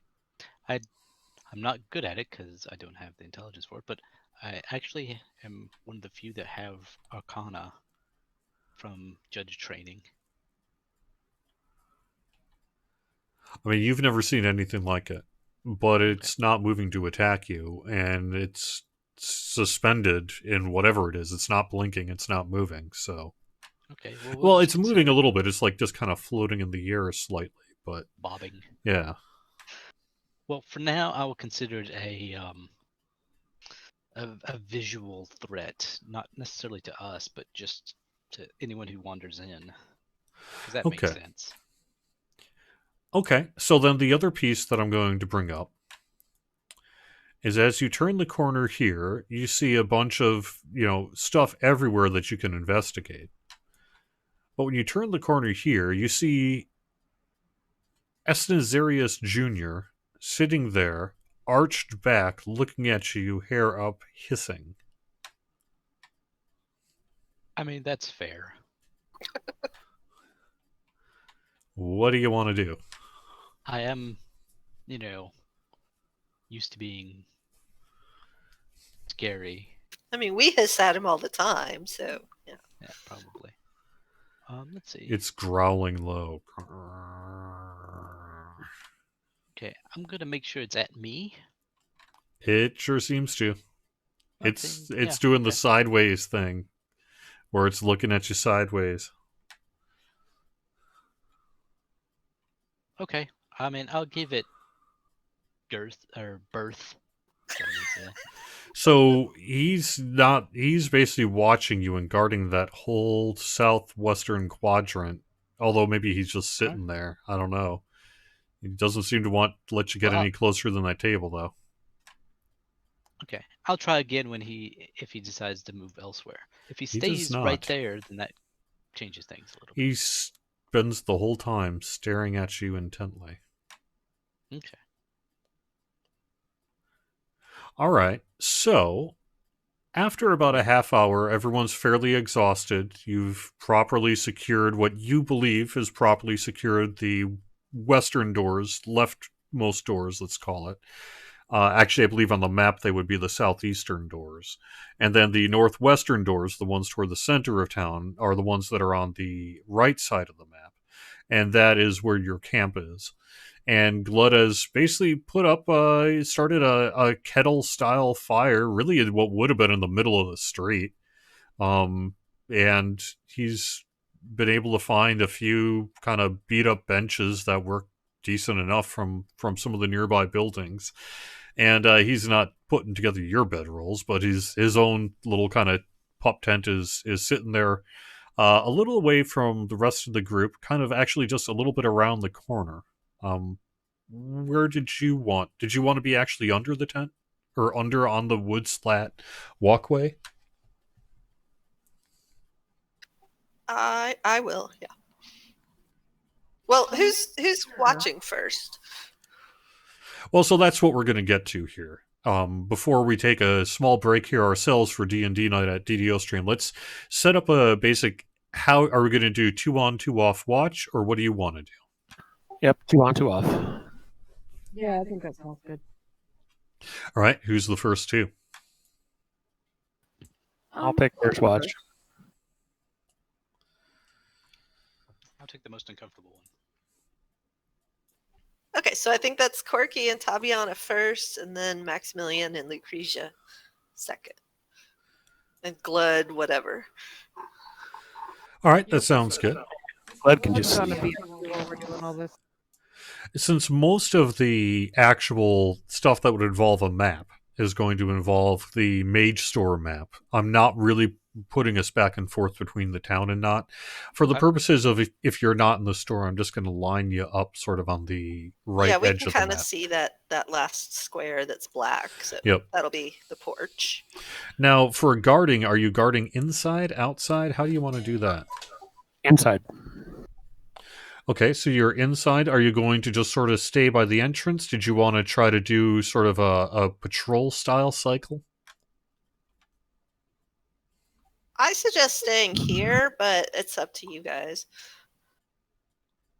I mean, Oh, I want to kind of look around the store a little bit, but not necessarily all over the place. So, Stand or sit?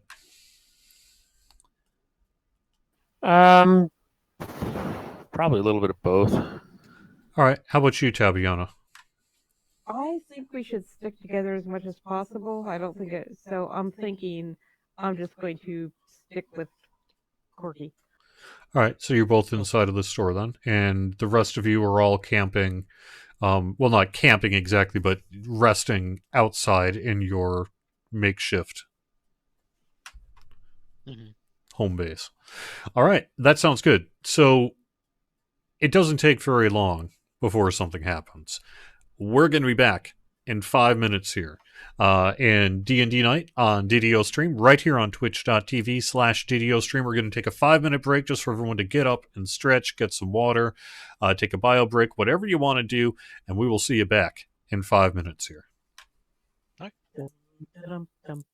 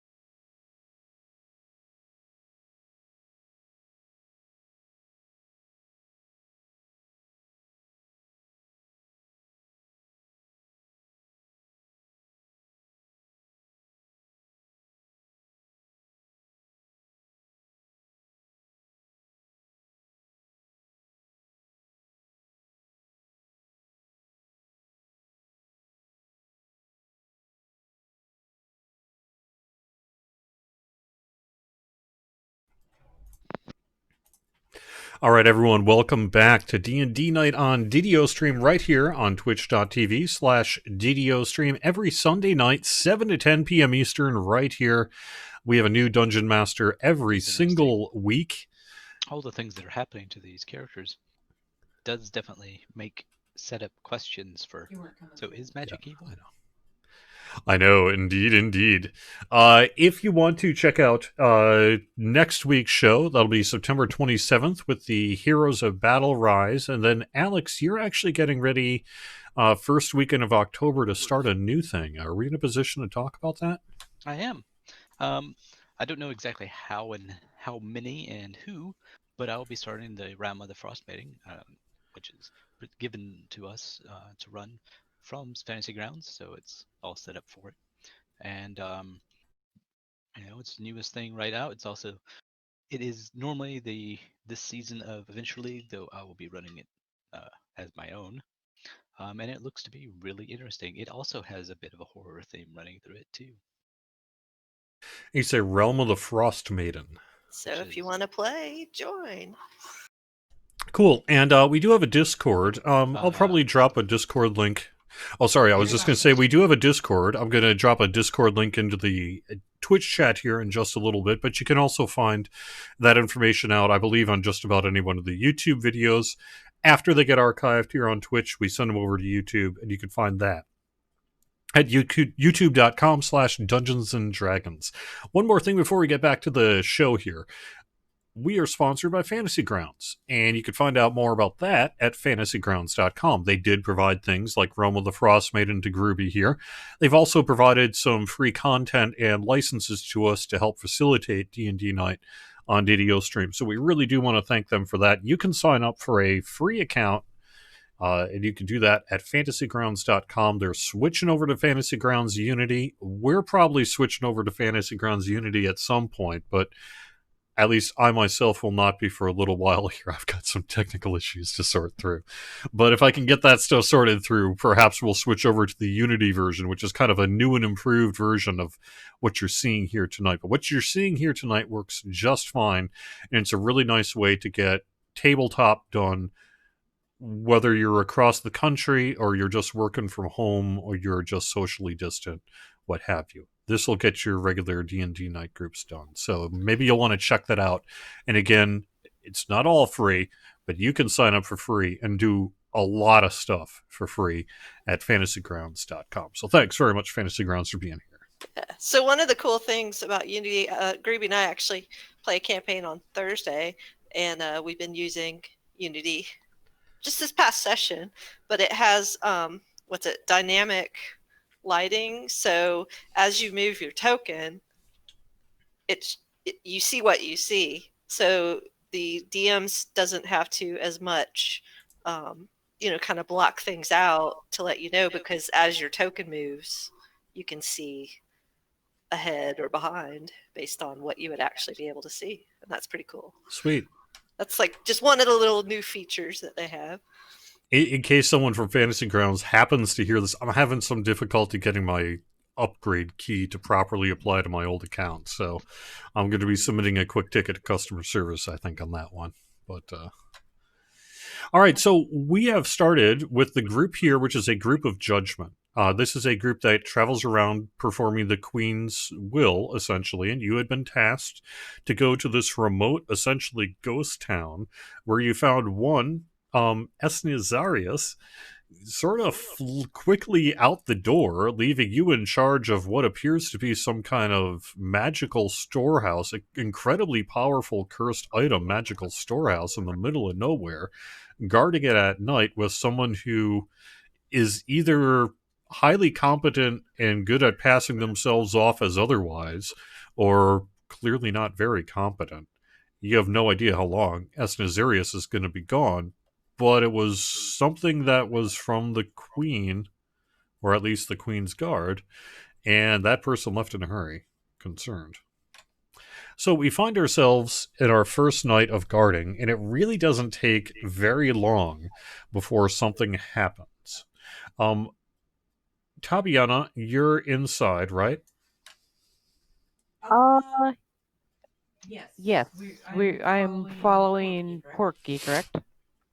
And at this point, about the point of this encounter, what you see here is what happens. You two are both by the front. It's quiet, although you do hear like some bubbling and some hissing, and you see some things lit up all over the place. So there's a lot of things with unnatural light.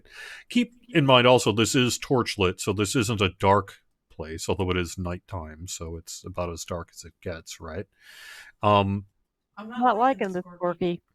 and I need everybody, not just those on watch, but everybody, to make a perception check.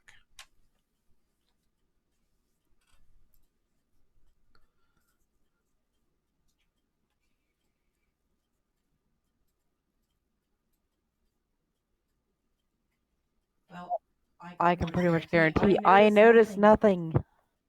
All right, good thing you have got a good eagle eye there, Corky.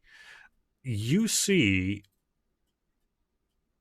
from the corner of your eye, I mean, it could have been a rat, but it's looked a lot to you like a rug that moved underneath the table there.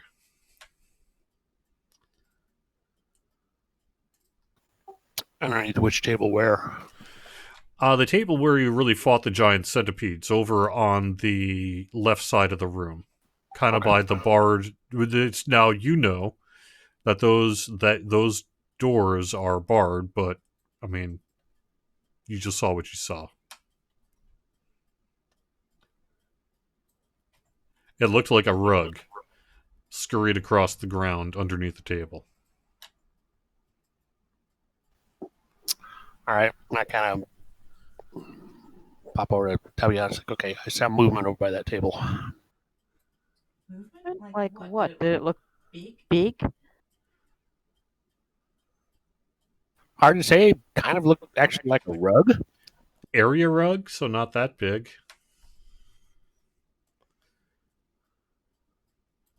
Yeah, are we talking like wall-to-wall carpet here, or a No, throw? more. Well, I mean, you just saw it kind of out of the corner of your eye, so hard to tell. But no, not like a 50-foot living room rug or anything. All right. I want to go ahead and start making my way over to where I saw the movement. All right, so you see the movement over by the table there, and you should actually be able to see the token. Do you see the token? Yeah. Okay, so kind of let me know how you want to approach it.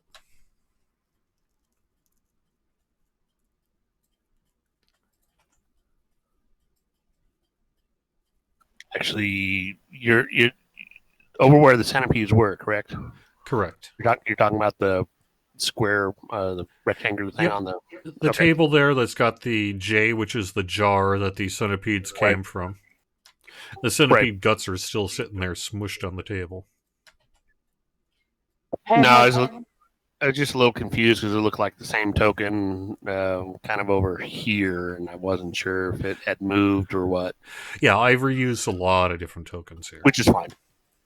Has Corky pointed out the rug to me? Do I now see Yes. it, or did he? Yes. Okay. Well, you don't see it yet. Yeah, as you can see, there's just way too much in the way. But Corky saw between the bookshelves and that, like it looked in his mind, just the flash he saw was like the rug scurrying across the ground like a rat almost, beyond his field of view under the table.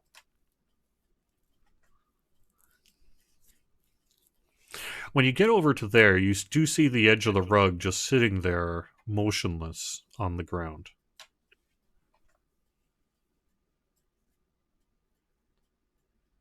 Okay. I think I want to go over there because I'm not sure if I really believe Corky is seeing rugs move. I kind of wonder if Corky drank a potion that did something weird or smoked something a little funny. But I'm gonna head over there just in case. All right, put yourself where you want to be at this moment. All right. So Corky, is there anything you're going to do?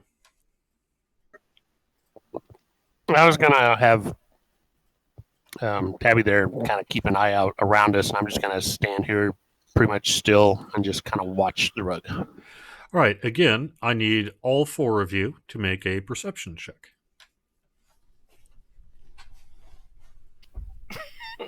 I'm snoring. Lucrezia rolled a 1, Tabiana a 2, Maximilian I a didn't 5, see it. Corky a 4. So, We noticed nothing. well, so yes, you do notice something, but not until the morning. The next morning, you notice the trap that Corky had put back up, the pit trap, has been sprung.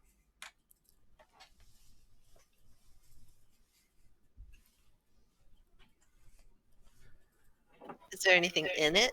That was the question. Nope. Interesting. Something was clearly in last night. You other two, it was a quiet night. You didn't see anything or hear anything other than, like I said, the bubbling and all that. And unless you tell me right now that you wanted to start poking around in magical items, we're going to pass Nope. through your shift, right? So what would you like to do at this point? It is morning, quiet. You don't hear anything. You don't see any immediate footsteps other than Esnazarius's, which are starting to fade because of the wind and everything. You only know because you Blood know during how to all look this. for it. I was gonna say, is Glug still here? Glug is just kind of sitting there on the front porch eating some kind of grain breakfast thing, cooking some coffee over the fire, and just kind of looking pretty miserable. Are you going to tell him about the pit trap? Glug? Uh-huh. I'm just gonna say, hey, Blood, where were you last night? Where'd you hang out? I was just sleeping in over there, it's almost like a one-person kind of lean-to tent thing, out of the wind. Heavy bag roll. Not very comfortable. I mean, did you wake up at all? Not that I remember. I don't remember a single thing. It's not my job to guard this thing. I'm running the place. You're the ones guarding it. Been prone to sleepwalking? Well, I mean, there was that one time, but not in general, no. Plus, I sleep naked. Did you see me walking around naked last night? Thankfully, no. There. Glad I did not. And again, you don't see any footprints that would immediately arouse your suspicion. Also, I'm not sure if that's wise at this juncture, the whole sleeping naked thing, but you do you. All right. So the pit trap is open. You don't see anything in it. You don't see any footsteps. Is there anything else you guys want to try to look at or discern? Or otherwise, how would you like to do a watch during the day? You just want to do 2-hour shifts, 4-hour shifts? Any plans? Investigate the town? What would you like to do, maybe? I kind of want to look around and see if there's anything besides the sprung trap, if there's anything else that looks different. And I think investigating the town is a good idea during the daytime. So I want to have somebody check the doors for any signs of entry last night, and then also want to try to do not a detailed, but kind of a quick inventory of 27 objects here, 7 objects there, whatever type of thing. All right, that sounds good. How about you, Maximilian or Lucrezia? Actually, Lucrezia, you're going to investigate the town. Yeah, I will go around to the back, check to make sure the wood is all still secure, and then go check out the town. Hopefully, someone's going to come with me. How about you, Maximilian? Are you going to go with? I'll go with her after I check around the roof a little bit. And Tabiana, what were you going to do? I'll hang out here with Corky and just take a look around, start, maybe taking inventory of the stuff that's here type of thing. Now, what do you mean by taking inventory? Was angels like how many potion okay, there are so many potion bottles, here's some books, here's some spell components. Just kind of get kind of an informal count of what kinds of things are here and how many, that kind of thing. And Corky, how would you take inventory? Are you actually going to be touching objects, just visually inspecting them, No, writing it down? It's kind of the same thing as just kind of going over to like this shelf. It's like, okay, draw some sort of basic map of the building, of the layout. Okay, shelf number 1, 27 objects, or something like 5 bottles, 2 jars, or whatever. Just a real rough, quick, basic description, nothing detailed. All right, so there's really 2 points I'm going to bring to your attention. When you get over here to the bookshelf, you see, just because of the dust that was there, a area where the rug itself appears to have been dragged over to where it's ultimately sat since last night, over by the table. So it was dragged from the bookshelf over to where it is, or dragged itself, or crawled its own way, you don't know, over to there. Corky, didn't you say you thought you saw the rug move by itself? Well, I did indeed, and I shared that with everybody. When the second watch came on, I would have told them. Yeah. Mm-hmm. It's just sitting there. If you'd like to maybe make a further perception check or some other kind of investigation, that would be maybe a good time to do so. Yeah, I'll do an investigation check. Ooh! Yay, Corky! All right, so you only know this, Talbiana, because you had noticed an object that looked particularly weird. It was like a little, almost like a shrunken head looking thing that was on the shelf. You notice that it, even though it is above the level of the rug, it looks like that it's been moved along with a couple things above. Perhaps something crawled down from the top of that bookshelf? Do I notice this or just Corky? Because Corky's the one that rolled the 20. Oh, sorry, I thought that was you that rolled a 20. Yeah, Corky, you're the one who saw that. So you see what, that. So you what was see it again? Something. Yeah, you Something see like it crawled signs. down off the shelf. You see signs that something may have been moving on the upper tiers of the shelves where the rug came from.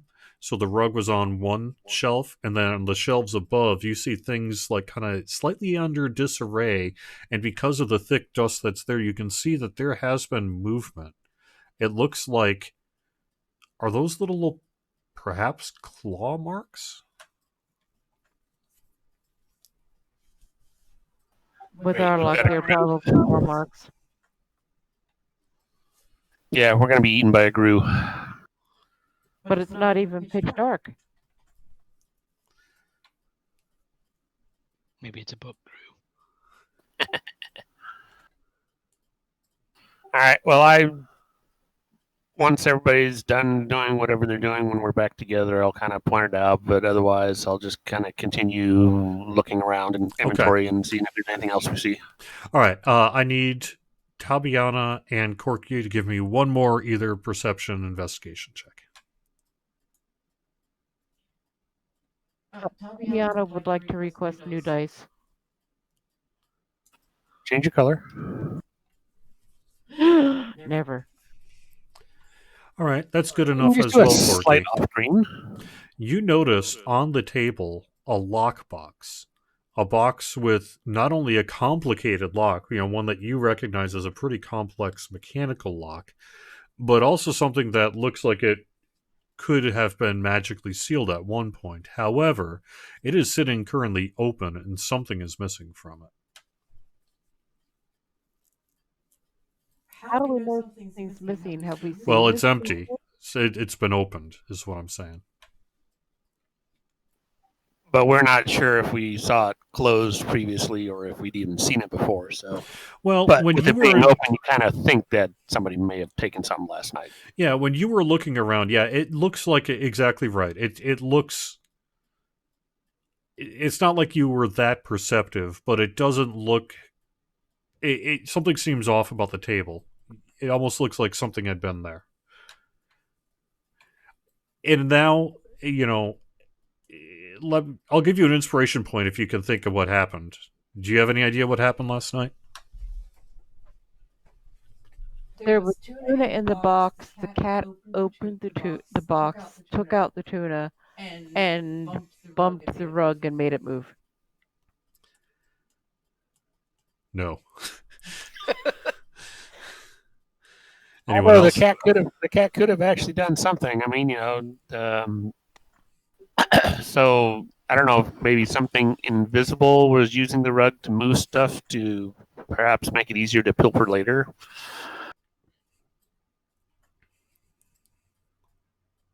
That could have been. That would make some sense. But if so, they were able to get in and steal whatever they stole without any of you seeing it. Well, maybe we need to investigate that pit trap a little bit more and see if it actually goes somewhere. Good idea. All right, so I'm going to move to Maximilian and Lucrezia for a moment. Now, you're in what really amounts to a dead, ruined town. It looks like people haven't lived there in at least a couple of generations. Specifically, what are you looking for? Basically, what I'm going to look for is just signs of, you know, any more recent activity, like somebody's been hiding out in this ruined house or anything like that, and then just kind of make my way around and to the outskirts and continue doing that, looking for any traces of more recent activity. Well, you see plenty of sign of probably animal activity. Lots of birds and probably dogs, wolves, hyenas, squirrels, rabbits. You know, Owls? lots of things like that. So, but it's not a particularly lush area either. So there's not really much here. But you do see sign of wildlife at least. You don't see any other footprints. All the houses seem dusty. It looks like nobody has lived here for a very, very long time. As far as you can tell, you don't see any sign of anyone having lived here in a long time.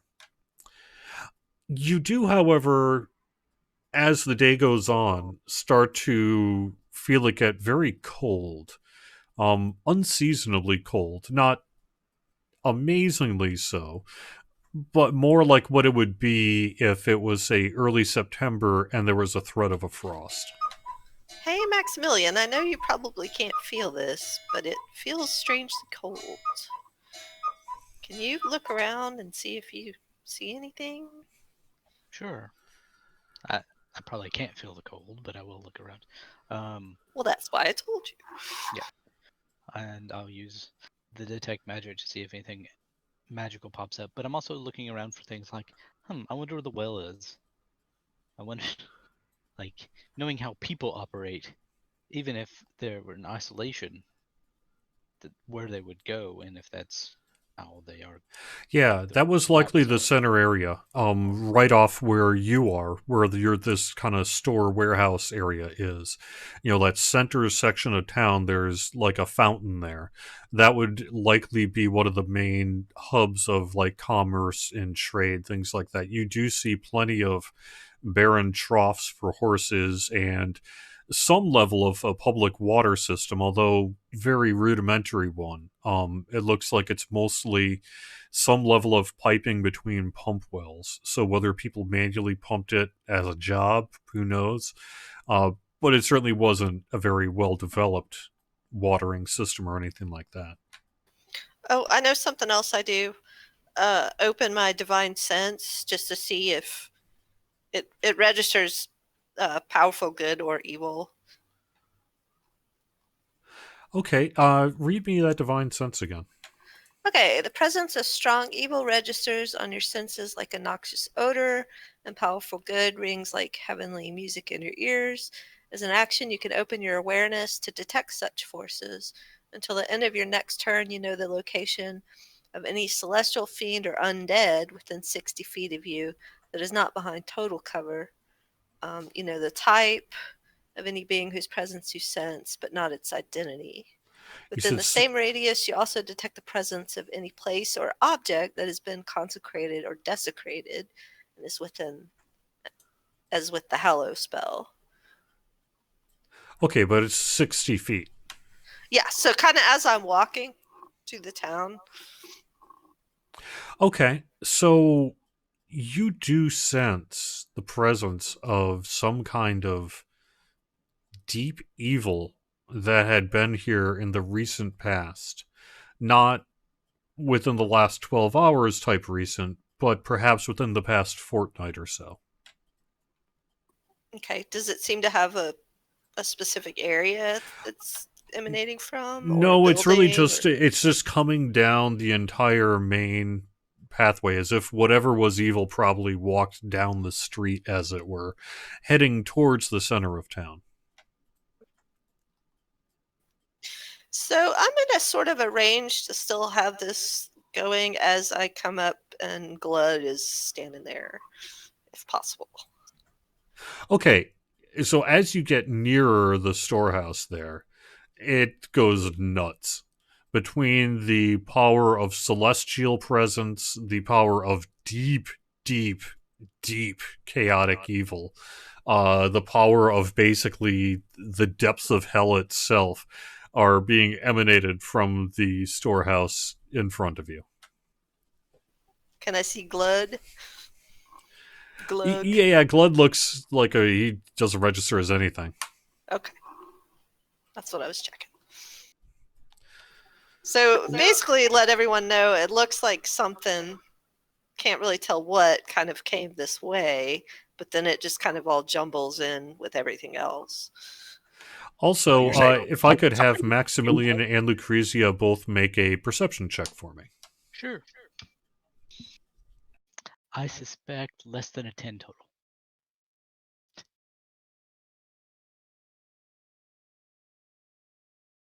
Oh. I'm going to All keep right. saying that every time so we can roll above a 10. Lucrezia, this time.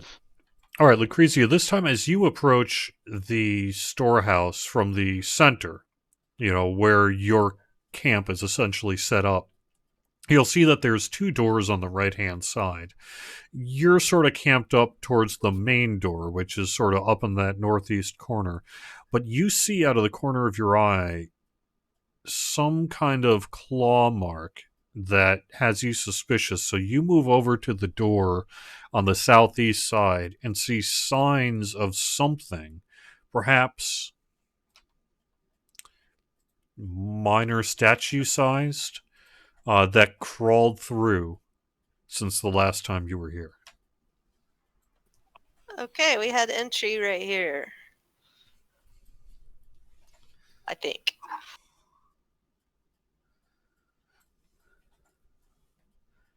Probably. And Maximilian, having then seen, or no, not once you and Corky and everyone get together, you recognize the claw marks as the same claw marks that you saw at the top of that bookshelf. Does anybody know about like tracks and stuff? Do these look familiar in any kind of way? I think I that know. person's no longer with us. Yeah, do we have a ranger anywhere? And man, is it getting cold. The wind is starting to howl through. Do you guys feel that? Yeah. Are you sure It's you a want to stay banshee. outside tonight?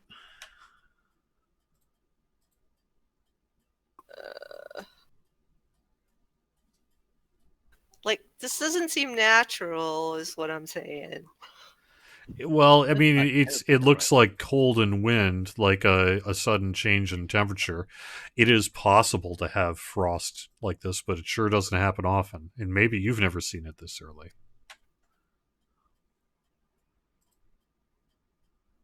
I mean, Well, I can make a localized cold, but anyway. I don't want to digress. So, Okay. I'm going to bar perhaps- this lower door. so there's claws. Something that was able to hide from us, even though we knew roughly what we were. We had guards, and I assume, Corky, are you telling us about the rug? Oh, I would have told you about the rug when you came on duty last night. Okay. So none of you have said anything about touching the rug or anything, but it is sitting exactly where it was when it stopped moving. Not yet. It's on my list. So I've encountered witches that would animate objects. That could be. I mean, that sounds certainly plausible as something that could have happened. Perhaps it was animated, and given what you just saw, perhaps as a distraction. Could be.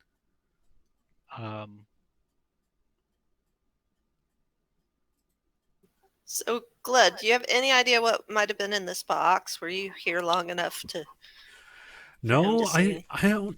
So, as a matter of fact, though, he was Estes Arius was actually working on that box. I didn't see it. I was pretty sure it was locked when I showed up.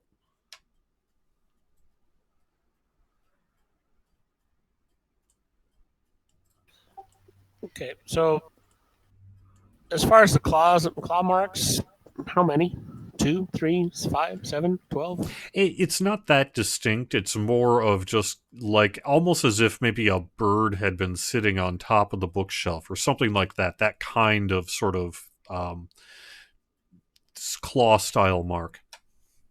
So a scratch. Yeah, scratch type things. Yeah.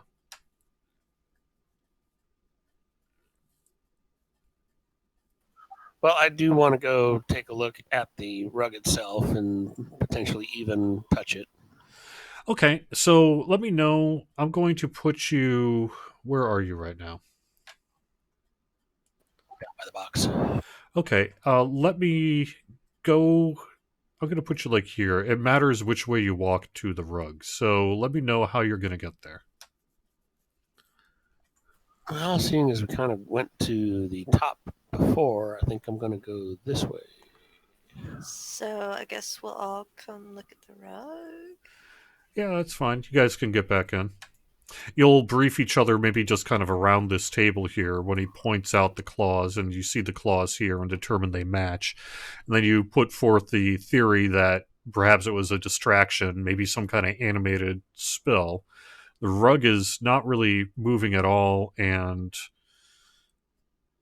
it all looks undisturbed as far as you can tell, other than that line, which is pretty clearly seen now that you know what to look for, from the bookshelf to that. Like the rug was just dragged to that point, at which it was probably dropped. So we see drag marks from the shelf to where it is right now. Yeah, So it didn't float, in other words. correct. Okay. Well, it could have also been something invisible then, in that case. Yeah. Could have been. Looking under the table, is there any more signs of? Give me a perception check. Okay. How many other rugs are there in this place? Quite a few. Certainly in the range of maybe 6 to 10. If there are other rugs you want to take a look at, though, we can do that. Hey, look, there's chair legs under this table. Yeah. I'm kind of thinking, well, starting with this rug, rolling it up, see what happens. And if nothing happens, then picking it up and moving it over by the door. Okay, you're going to touch the rug. Who's going to touch the I'm going to rug? touch the rug. All right, I'm going Corky to is poke going at to it. touch I'm the going rug. to poke at it with my quarterstaff first, but yeah, then I'll touch the rug. Okay, you're going to poke at it with your quarterstaff first. I just really had a Nemo touch the butt moment.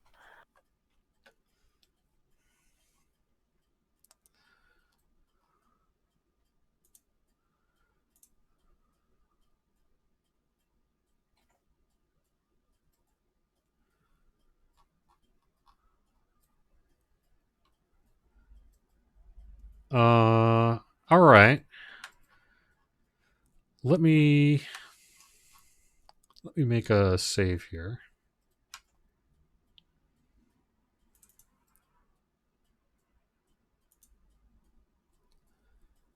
All right. As far as you can tell, nothing happens. What are you going to do when you poke it? Well, I just poked it and waiting a few seconds or whatnot. Yep, If it looked nothing. like no reaction or anything, okay, I'm gonna take the edge and I'm gonna start rolling it up. All right. So when you start doing that, it quickly comes alive and starts to envelop you. So I am going to have you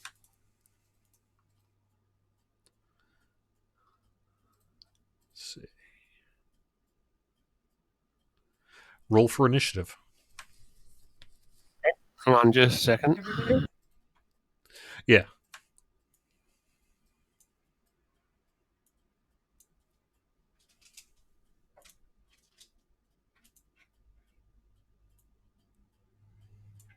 Oops, okay.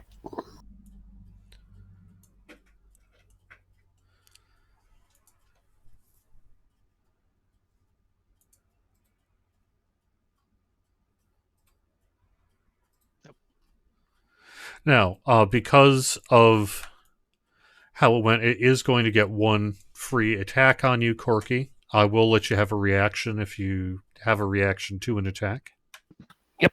I'm going to spend 1 key point and do a patient defense. You can spend 1 key point to take the dodge action as a bonus action. Oh, excuse me, that's a bonus action on my turn. Sorry, I can't do that.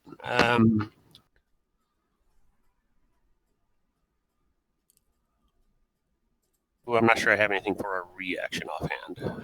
All right, well, let's see what happens then. It's going to try to smother you. And you manage to sort of fight it back during its turn. So now we're going to go in regular turn order. Okay. Which puts Maximilian first. Okay. Oh, quick note for those watching. I have initiative rolled at the start of every turn. I am going to make it intensely cold around it.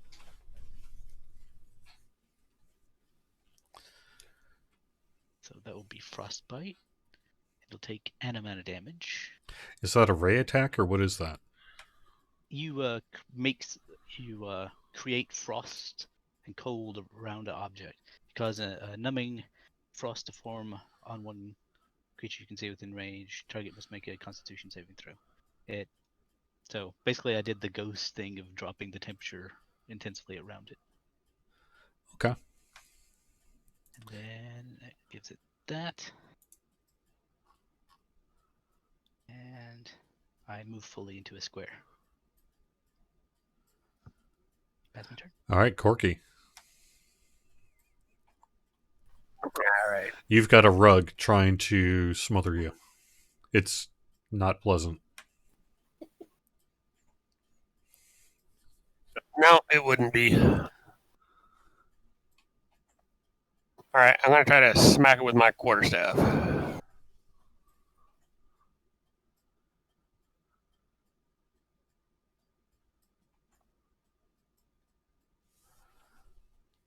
Except for...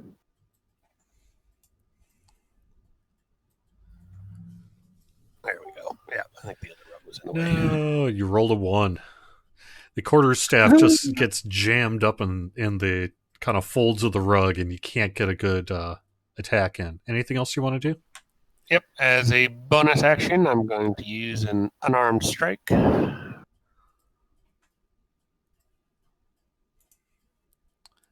That is a hit. With a 15. Ooh, for 9 points of damage. Real punch, and, you know how you could punch, actually either punch paper or punch through paper? You just punch through the rug. Anything else? No, that's it for now. All right, Tabiana, your turn. Sneezy's Okay. not gonna like this. I'm actually looking at something. Okay, that wouldn't benefit this turn. Never mind. I am going to cast Scorching Ray at the Rug of Smothering. Do I need to move to the side? Is that table in my way, or can I just cast it from here? Actually, I probably should. I'm going to move to the side just a little bit so that I don't accidentally hit Corky. And then I'm going to cast Scorching Ray. All right, you hit.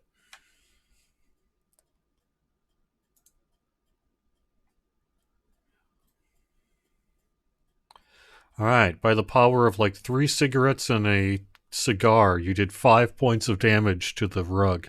There is a burn hole in that rug now. And you got 2 more shots, I think, with Scorching Ray. Oh, great. There's a... do I have to roll the attack roll 3 times, or Yep. do I just roll the damage 3 times? You roll the hit each time. Uh-oh. Uh-oh. Uh-oh. Oh, wait a minute. Take back that roll. Hang on. When I roll a 1 on an attack roll, ability check, or saving throw, I can re-roll the die and must use the new roll. Sweet. Pretend that... Oh, well, hey, I just rolled a 20, so I'll just use that one instead. Okay, that's fine. That's a hit.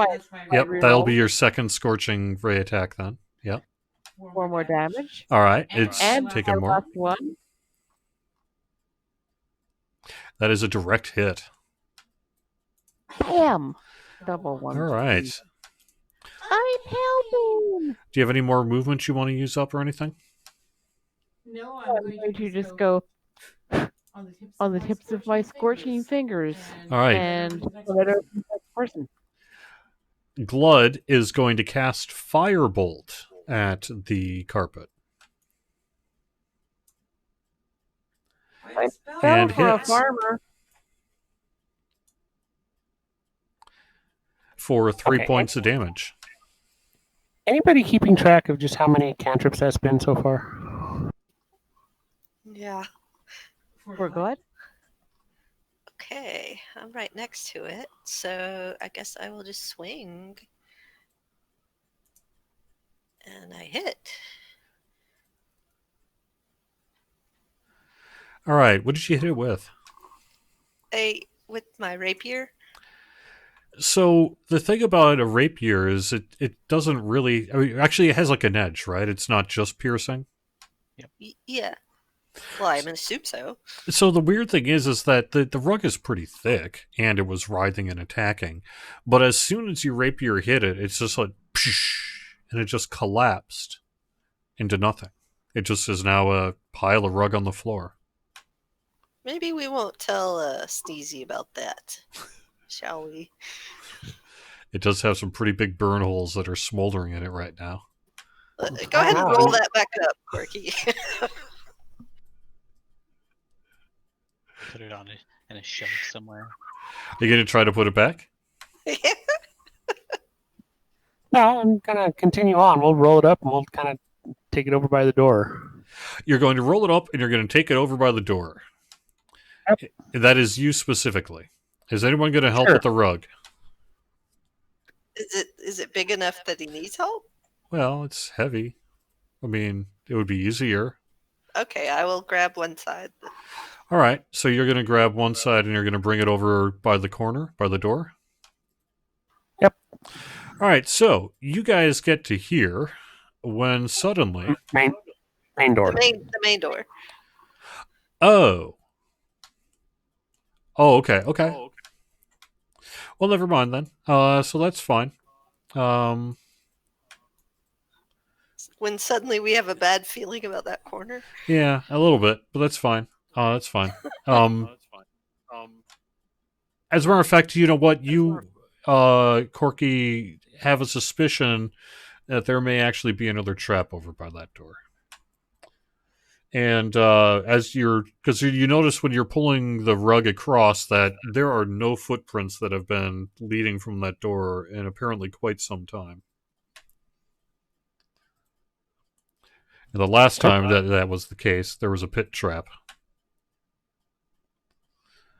All right, so you lead it over by the corner of the door. And what are you going to do with it? Leave it over by the corner of the door. Like blocking it? Like here? Yeah, just kind of up against the desk. It's still rolled up, but up against the desk, but over by the door. Yeah. Okay. Not blocking the door, not trying to block the door, but just storing it over by where we normally come in and out. All right, sounds good. All right, so with that done, what are you going to do next? Find all the other rugs, basically do the same thing. Well, or you're going to try to touch all the other rugs? Sure. No, I Are mean, we? wait a second. Are you sure? You've certainly got the impression that it might be unwise to start messing with the stuff that's in the shop. I don't think we should touch any more of these items if possible. But if you want to try to see if another rug is going to smother you, we can certainly do that. I'm going to vote no. All right, fine. However, we should, this lower door that the thing came in, we do need to secure that. Right, so what do you want to do about that? I thought you already did. Well, I thought I had last night, but I guess I didn't. Well, it looks like you certainly tried. It wasn't terrible. But it looks like it was pretty skinny, right? It didn't take much for it to really squeeze through, and it was No, able to Alex, squeeze it's the through door a pretty. on the other side. Yeah, it's the southeast door. Okay, That's good. the one that whatever it is kind of scampered through, and it looks like it could fit through a couple inches. So that's going to be hard to necessarily stop, maybe. So, Corky, this pit trap, is it just a pit? Is there a passageway up under there? Do you know? Nope, don't know. I haven't gotten that far yet.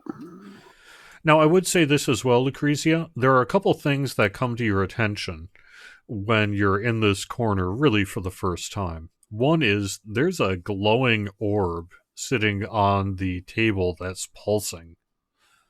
And it's pulsing like green and red and green and red. And it's pulsing. The other thing is there's an actual coffin propped up against basically a whole emptied out section of bookshelf. And there's a coffin sitting there. Hi, everyone. There's a coffin down here, and I'm not going near it. I'm just over here nailing the door closed. Okay, let me come down. Be over here. Also, there's some sort of strobe light going on. You want to have any cough syrup? You see the same thing, Maximilian. It's an old sort of really petrified wood at this point almost. It's like kind of wood that's become not wood at this point. The wood is petrified? I wonder what scared it. It's the basilisk, obviously.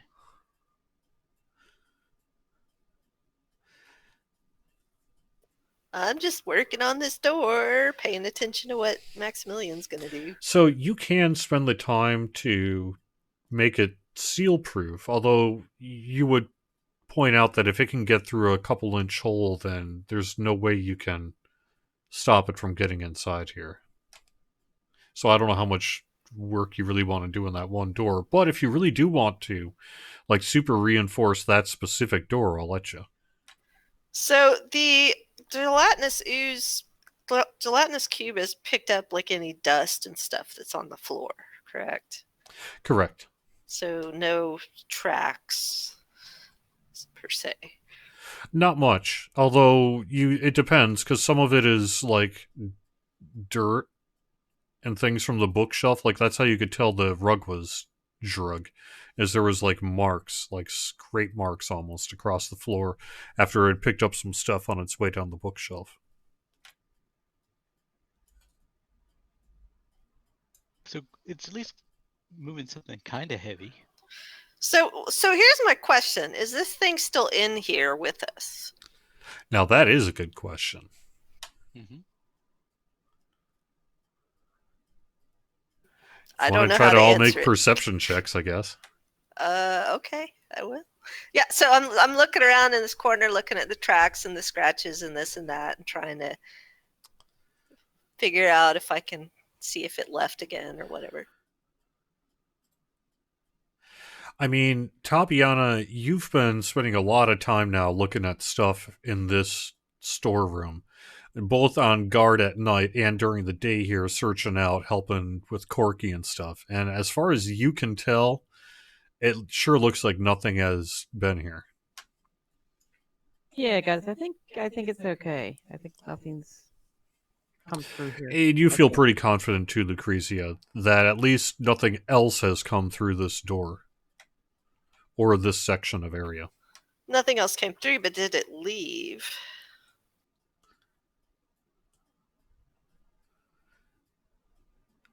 And leave with Except for what? these I mean, there is the lockbox, open lockbox that was like on the table, or that's on the table. Okay, seeing There's a the glowing cat, orb there. Hey, So, Maximilian, one of the weird things you see on the shelf there is just an ordinary looking bucket. Also, it's an orange, like a fruit, sitting on a shelf. And then the little statuette is off on the table to your right, along with an urn. with the urn. Okay. Hey, Tabitha, why don't you go and check out Esnesiarius Jr. so I can check out this corner of the room. Okay, Maybe but give me he a doesn't seem to spiritual- like me very much. So Where is did he Neezy go? There he is. Jr.? Esnezarius Jr. is currently sleeping on the table. Okay. I'm going to go very quietly and say, "Hi, kitty. I don't want to scare you." The cat just blinks and looks at you wide-eyed, stretches its legs out in front of it. I'm going to pet him very gently. Seems to accept it. Okay, hey, Maximilian, stop where you're doing. Okay. Because as you walk over that area, you see really what looked like a little statue of like a lizard folk type thing. But as you get close to it, it breathes fire on you. Rude.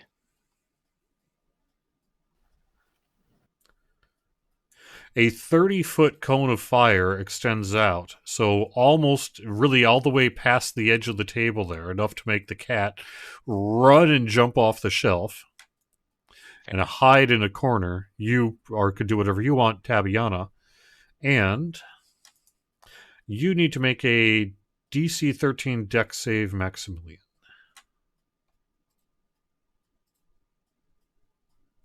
Okay. Let's see how bad I can take it.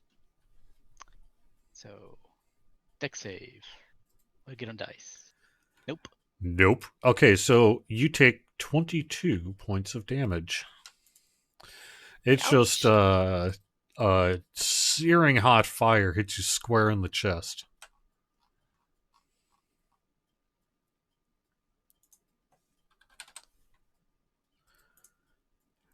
And you stumble back on the ground, still kind of smoldering and smoking. Tabiana, what do you do?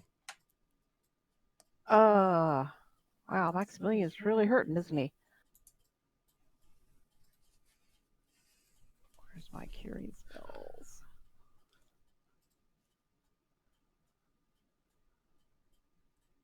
I am going to cast Prayer of Healing at Maximilian.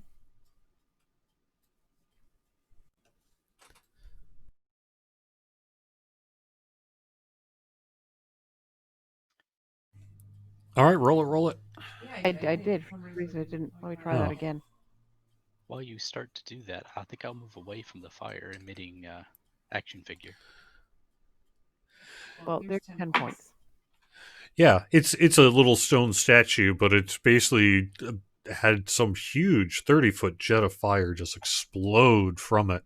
I mean, honestly, you could have, if you were encased in searing fire, you could have held it in your hand. After I cast that, I'm going to move back here by the kitty, and that's my turn. The cat actually continues running. All right, but there is no other turns to take per se. That's just what happens there. I would point out that this is kind of a dangerous place. Clearly not some place where people window shop a lot. Also, if Estin Azarius had been in here, how's come it never went off for him? Or did he just avoid it all?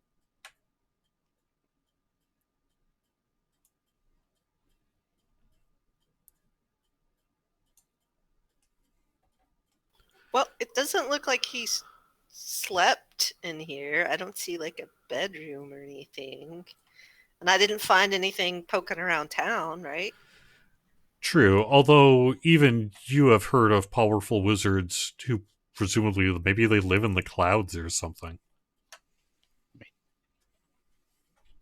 He just looked human. There's always that chance. Yeah. I mean, he could have been a djinn or something. It's hard to say. All right, so you had spent most of the true. morning. Okay. Okay, so let's. Oh no, go ahead. I was going to say, once I'm done with this door, I'm going to move carefully back over to our safe corner. All right, so that really is the next phase of what we're going to talk about here is what we really had gone through most of the morning searching out the town, having the experience you did, bordering up the reinforcing things, although again, it's not fully reinforced, but it will at least be more difficult, and certainly that one door will be a lot more difficult. You know where not to stand, part 2 of X. And you stopped a smothering rug. You also have some sense of what might have happened last night, of something perhaps crawling in and sneaking out with something. You don't know where it may have snuck out from, however. And it's now really the afternoon. Let's say after a very quick sort of rest and time to eat some food and that kind of thing. What would you like to do for the rest of the afternoon? Note your technical mission is just to sit here and wait for Estin Azarius to come back. Would that be a short rest? Yeah. Actually, I don't even know if that's true. A short rest is what, a couple hours? 1. Okay. Yeah, a short rest is fine.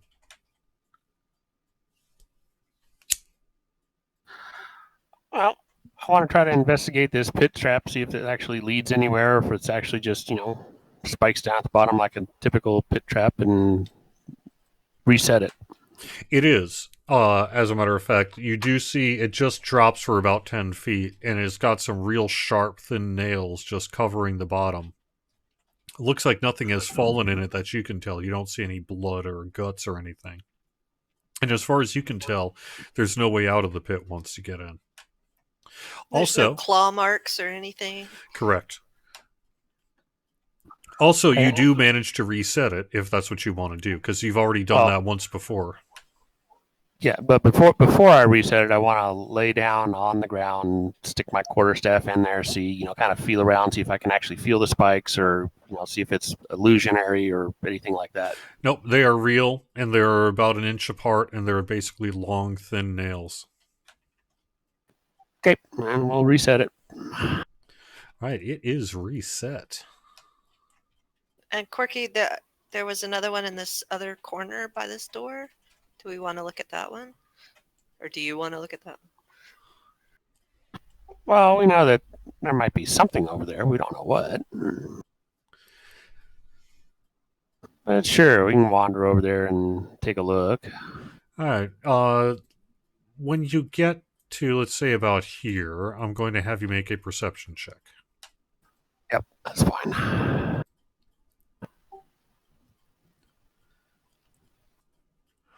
All right, you don't see anything. And are you going to go up to the door or what?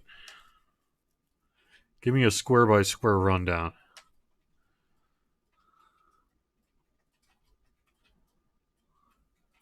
I'll go there, and then I'll go right up to the door, sure. All right, when you do that, a net falls on you.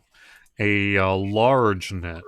You'd actually had notice afterwards there's a little thin, almost hairstyle tripwire a couple inches off the ground that goes into one of the bottoms of the shelves there, about 10 feet in front of you. Let's see. So make a strength saving throw.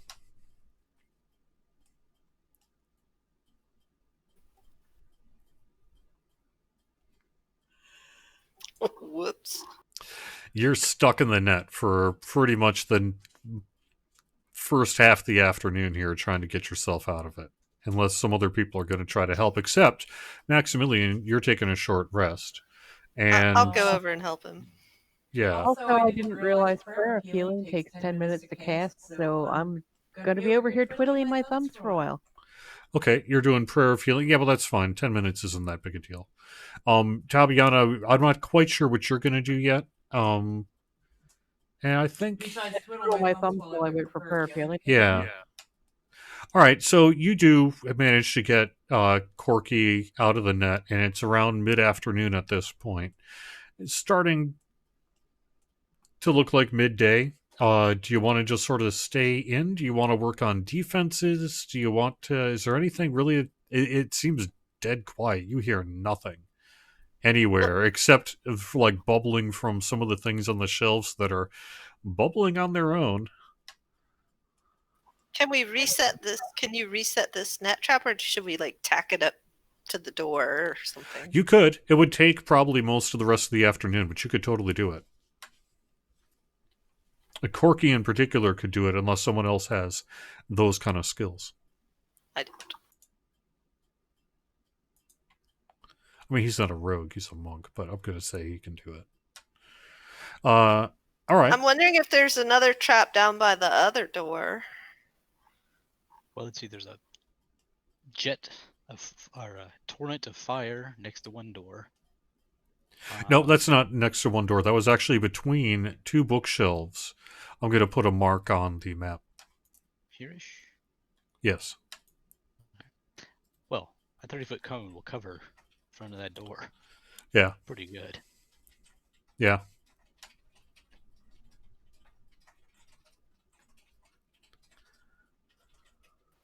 Well, not really. It's between the bookshelves. Here's the door, not here. Plus, it was just a statue. I was just sitting there. Yeah, I'm thinking there's probably another trap or two down there. I want to head back over towards the open box. Okay. That's over in the southeast section. What would you like to do when you're there?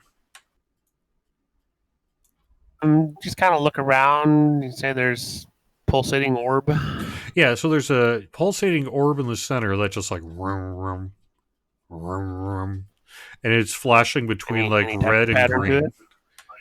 Yeah, red and green. No, but just alternating red and green, 50 cycle, 50% cycle, red, green, or Yep, exactly right. red kind of off, green, red. Yeah, it's like red, 50% green, cycle. red, green, red, green. There's a coffin that is creepy. That's to the south. There are other things on the bookshelf you can investigate if you'd like to. Maybe give me a perception check or something if you just want to randomly investigate everything around you. Sure.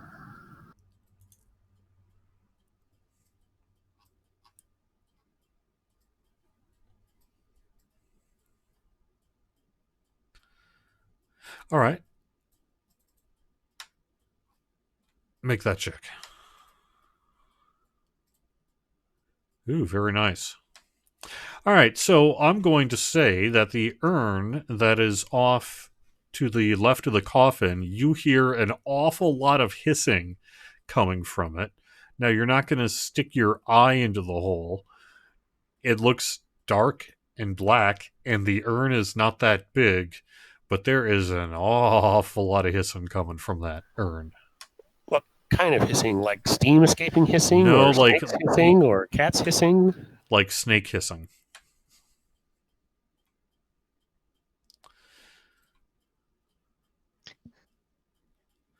Otherwise, there's this weird glowing bottle to the left of that.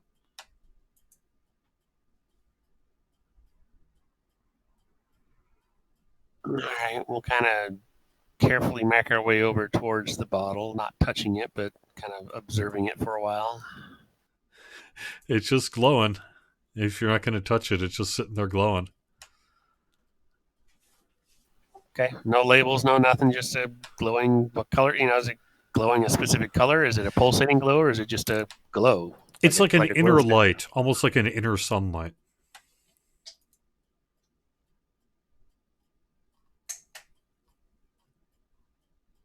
I had a response about, well, maybe it's trying to get rid of No, that would be too political. Never mind.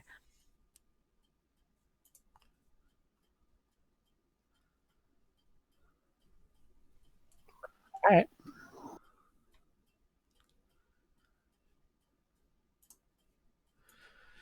All right. Well, so you're just investigating then for the afternoon.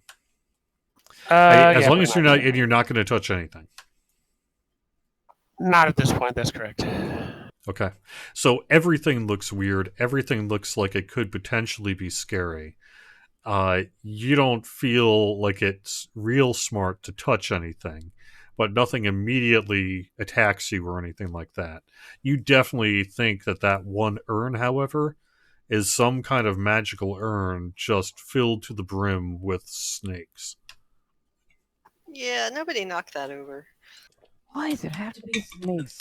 The other big thing that happens towards evening is it gets just bitingly cold. Not frost cold like you had maybe thought. Maybe it was going to be an early frost, but like actual just almost sub-zero cold. So does that urn say like English toffee on it or something? No, it doesn't have any runes or any markings on it.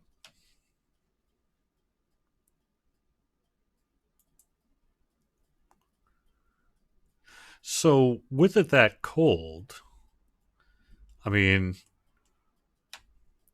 Glut is like, well, I wasn't going to sleep anyway, but I'm definitely not sleeping out there.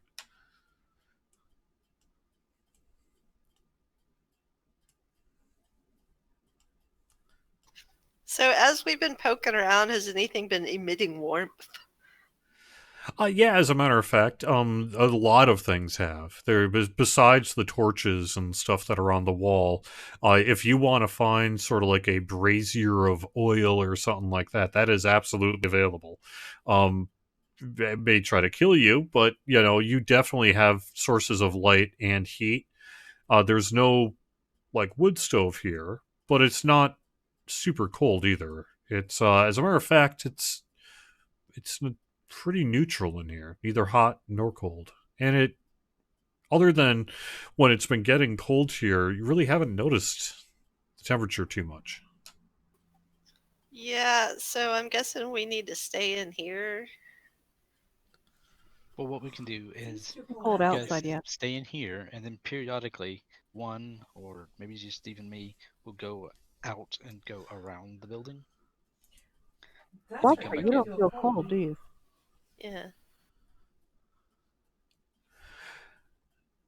So here's the other scary bit. As it gets toward late afternoon, it gets very dark outside, and the clouds get a super dark gray.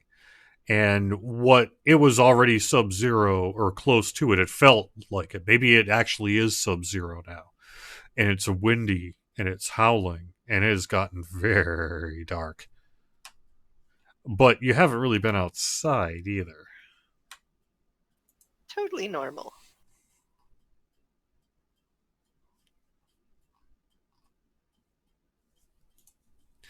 Is there anything you kind of want to do, try, check? I'm kind of afraid to move. Even if my casting time is up, I'm kind of afraid to move because this seems like some very ordinary things in this room may try to kill me if I do. Perhaps. I'm But, gonna make my way back to safe corner here.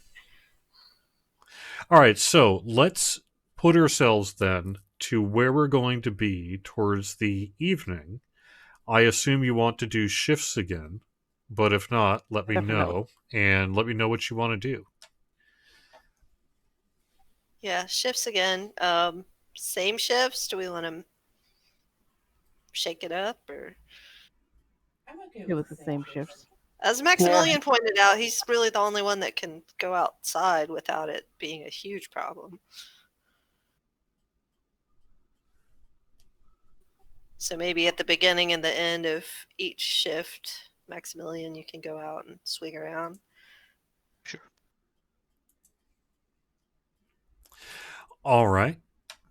So it just gets howling windy and cold, and about halfway through the first security shift, it starts to snow. Now, fall frost is one thing, snow is another. You're not from here. Maybe it snows. You are kind of northwest, but this is not right. Snurr! Is there something you want to do to alert anybody or anything? I just yelled, Ermagerd, snurr! I don't know how we could alert anybody. I don't think anybody's got any type of magical sending, do they? I mean, I'll definitely come in and tell people when I come into my route. It is now snowing outside. You're on the second shift, though. Okay. So you're sleeping at this point, right? And where are you? You're all inside, correct? Mm-hmm. All right. So that's what happens during the first shift. During the second shift, Maximilian, as you round the corner towards this northeast entrance, kind of your main entrance here, you see off in the far distance, despite it being cold and windy and snowy, there's enough moonlight that you see far off in the distance some kind of shadowy figure just standing in the center of the road. Okay. Do you yell that to us so that we can yell back, is it Sneezy?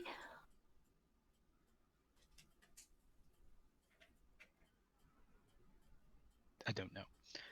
So I guess I will try and I'll look at it harder, really. Like it's off in the distance, like far, like on the edge of town, or Yeah, well, it's about the edge of your visibility, but not the edge of town per se. It's not a big town, so yeah, kind of, I guess. Hard to tell with all the snow, but it's at the edge of your vision, basically. okay. I guess I'll call out basically who goes there and see what happens. You hear a little bit of a cackle, and then suddenly the same figure reappears about 40 feet away. I'm going to put the figure in the mage storeroom map. Actually, as long as we're here, let's get out the city map.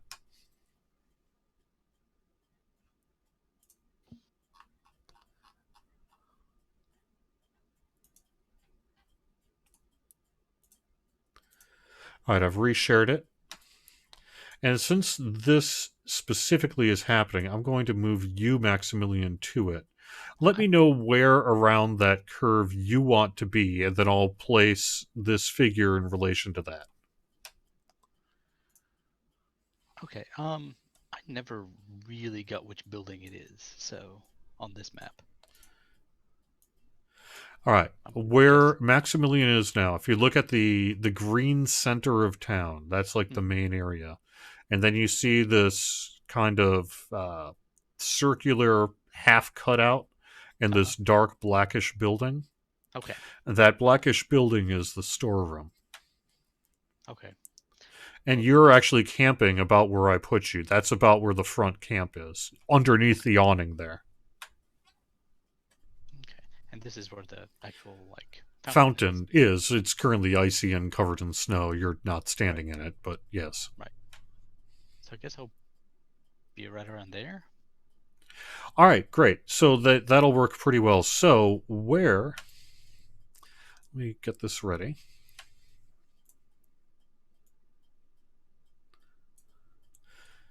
You see just through the alley there, the shrouded figure reappear after initially appearing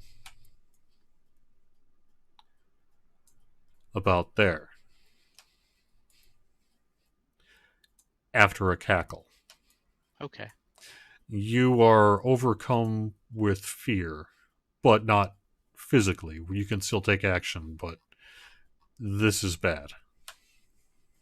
Okay. Well,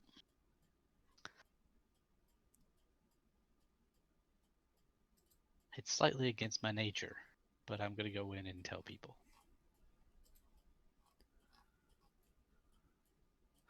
All right. What are you going to do?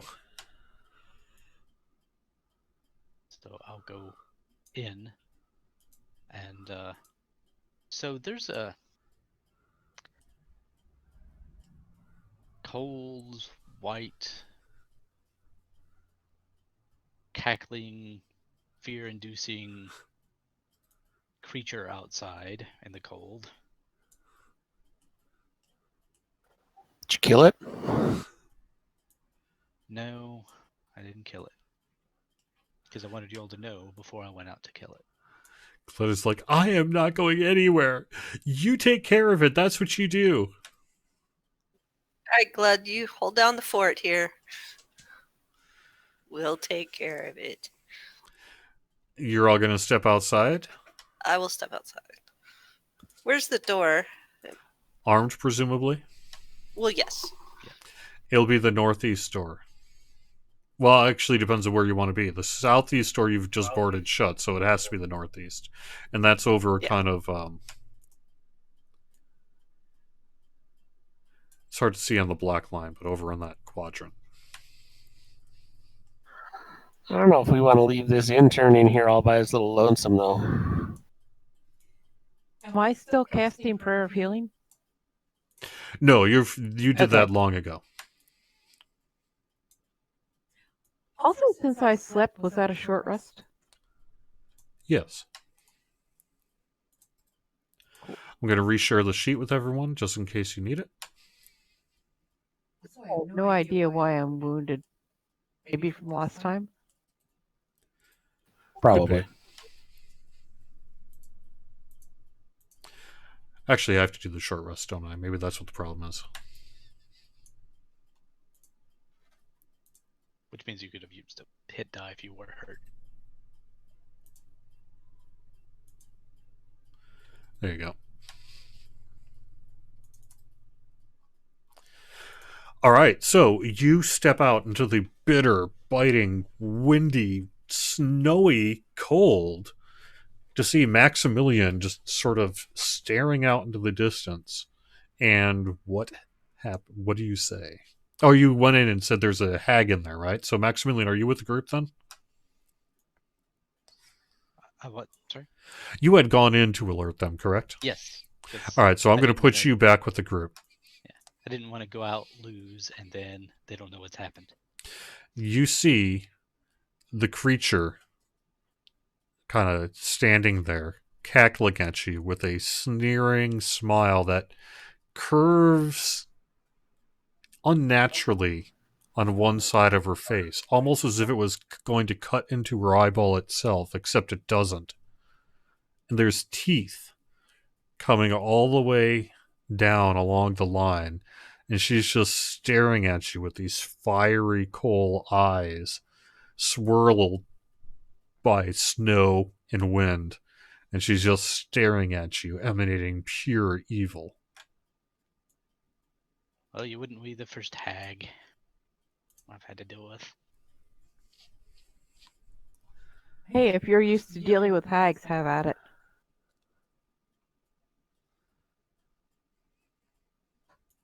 I mean, that may be true that you've dealt with some people that you called hags, but I will tell you that if this person is controlling the weather, which seems likely, you're talking about someone very powerful here. Oh, sure. I just have to go with what I know. All right, so what are you going to try to do? I'll start with a spell.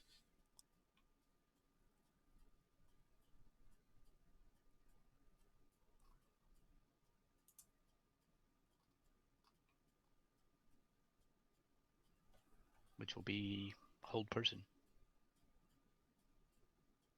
All right. Let me put that in the combat tracker.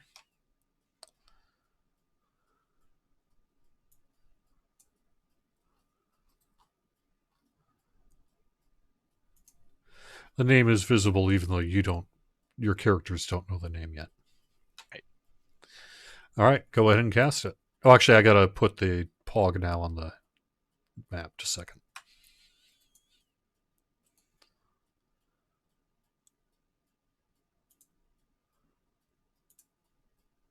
There we go.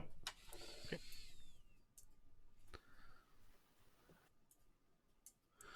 All right, so cast it. Fails.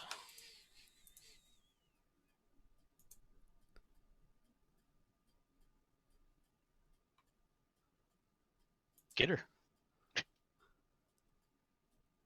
Go get her, Ray.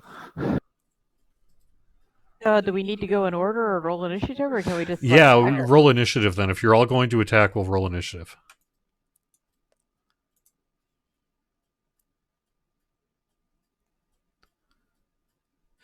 All right. Lucrezia, you're up. Oh, okay, Maximilian. How does this hold work? Can I attack her? Yes, please. Just didn't want to wake her back up out of something or whatever. Let's see. 5, 10, 15, 20. Also, is Maximilian held? Because according Oops. to the effects, he is. It Sorry. didn't get rolled on himself. No, it's just my concentration on the spell. I can't really. okay. I can't really tell if I can make it to her because of the way the things are. It's about 40 feet away. Okay, so I can almost make it to her. In that case, I'm not going to go all the way forward. I will just back up some.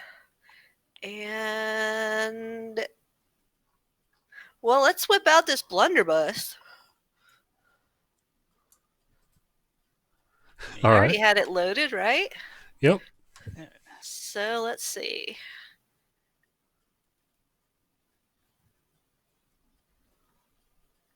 Okay. All And right. Let me double check on paralysis. If it's only in melee or what. So, yeah, you hit her and she goes flying back, severely wounded. That would be enough to kill a normal person. The snow is still swirling, however. And that's where she is. You could see at this point it is a she, by the way. It's a lady ghost. All right. Give her another check on that hold person. Okay. It is her turn, so I will do.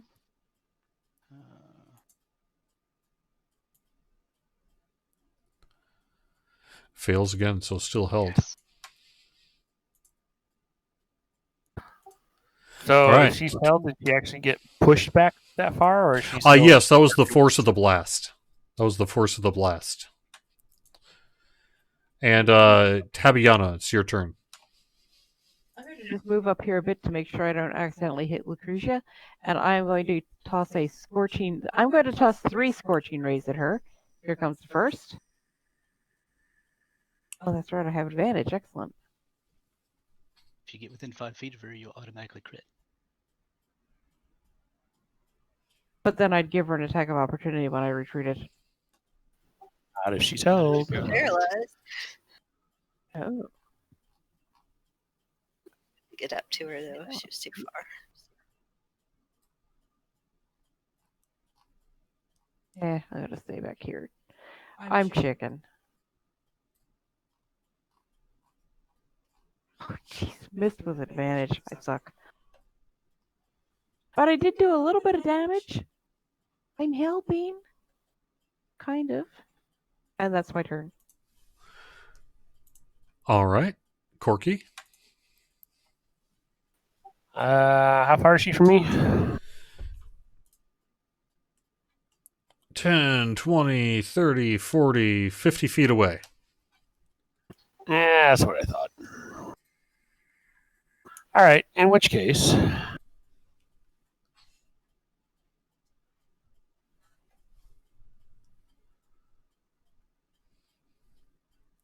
that puts her about 20 feet from me. I am going to attack with. We've got to find it here. A Radiant Sunbolt. Wow. Ouch. Okay. Hey, Jerry? Yes. I did not roll a natural 18, but I did roll an 18. And I noticed that. It has to be a natural Wonderful. 18, however. It does? Okay. Yeah. Oh, natural. I see that now. Okay. Sorry. Continue. Speaking of 18s, yeah. I rolled 2 unnatural 18s. All right. So, Corky, you hit. That looks like a hit. Okay.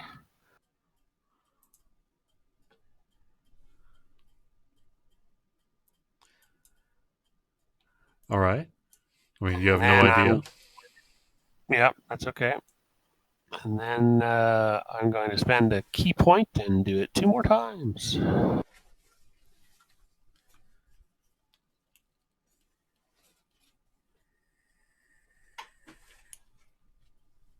That says a miss. And a All right. crit. Yeah, crit. That's a critical hit.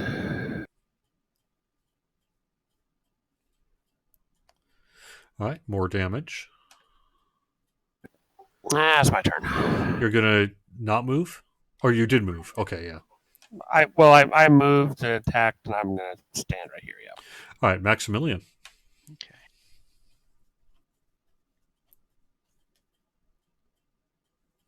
Move as much as I can. And I'm going to try and manifest my war pick. And that's going to be it, I think.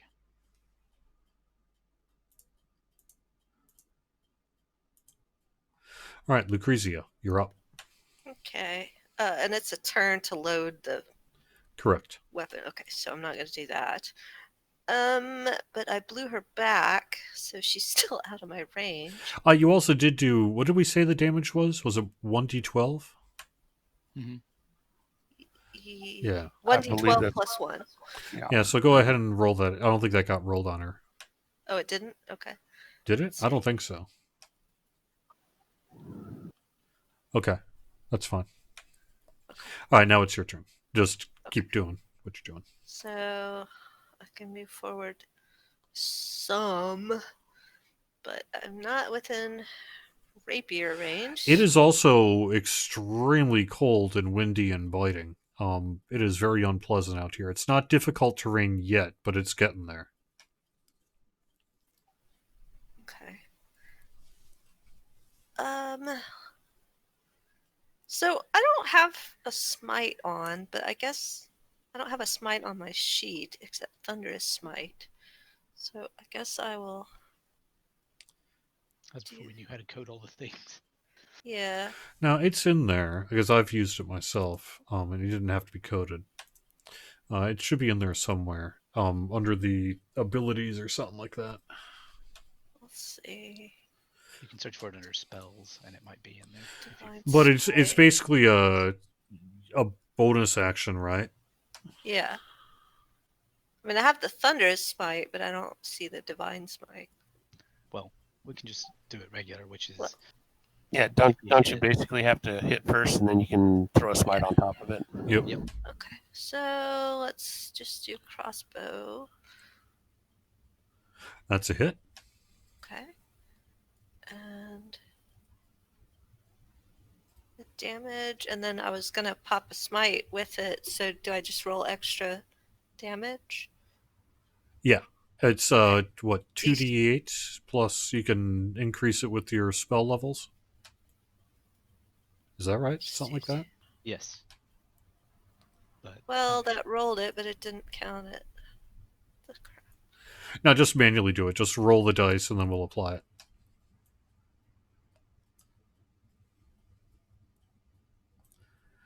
Unless All right. she's a fiend, and then it would be one more, but I don't know.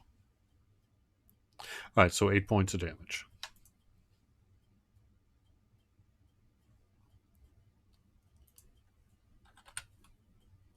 All right. Tabiana.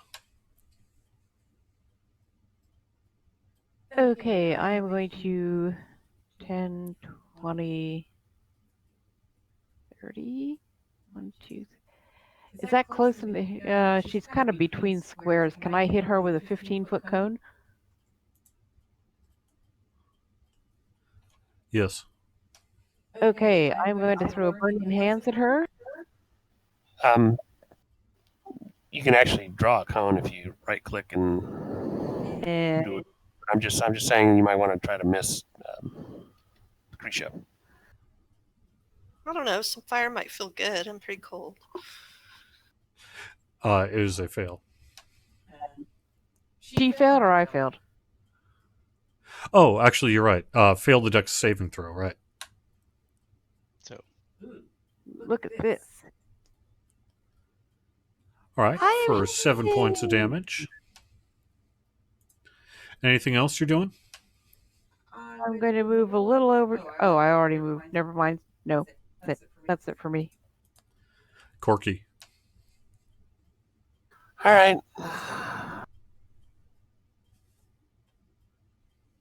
Whack, whack.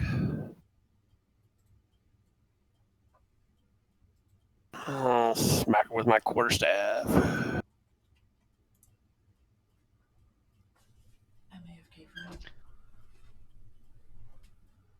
All right, that's a miss. Ooh, 13 misses. All right. Then I'm going to do an unarmed strike.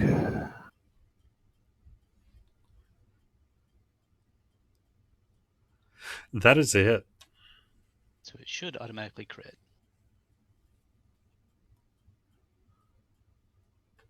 It But did. didn't. So roll another D4.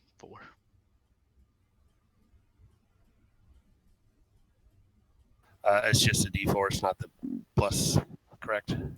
Right. Correct. Because it's just doubling the die. Another 2 points.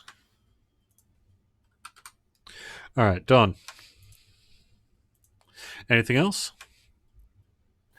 Nope, that'll do it for now. All right, then let's see another one of those saving throws. Oh, Succeeds. there it is. So that's at the end of the turn, and that means that she is now up, and it's the end of the turn. Maximilian, your turn.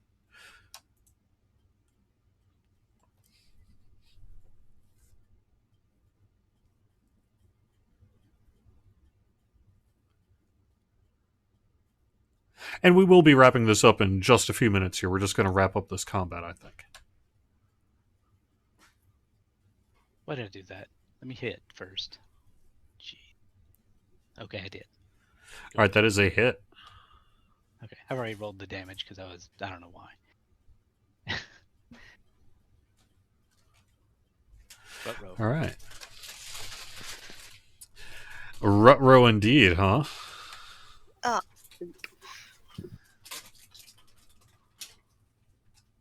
There was like a 1 in 6 chance, but here we are.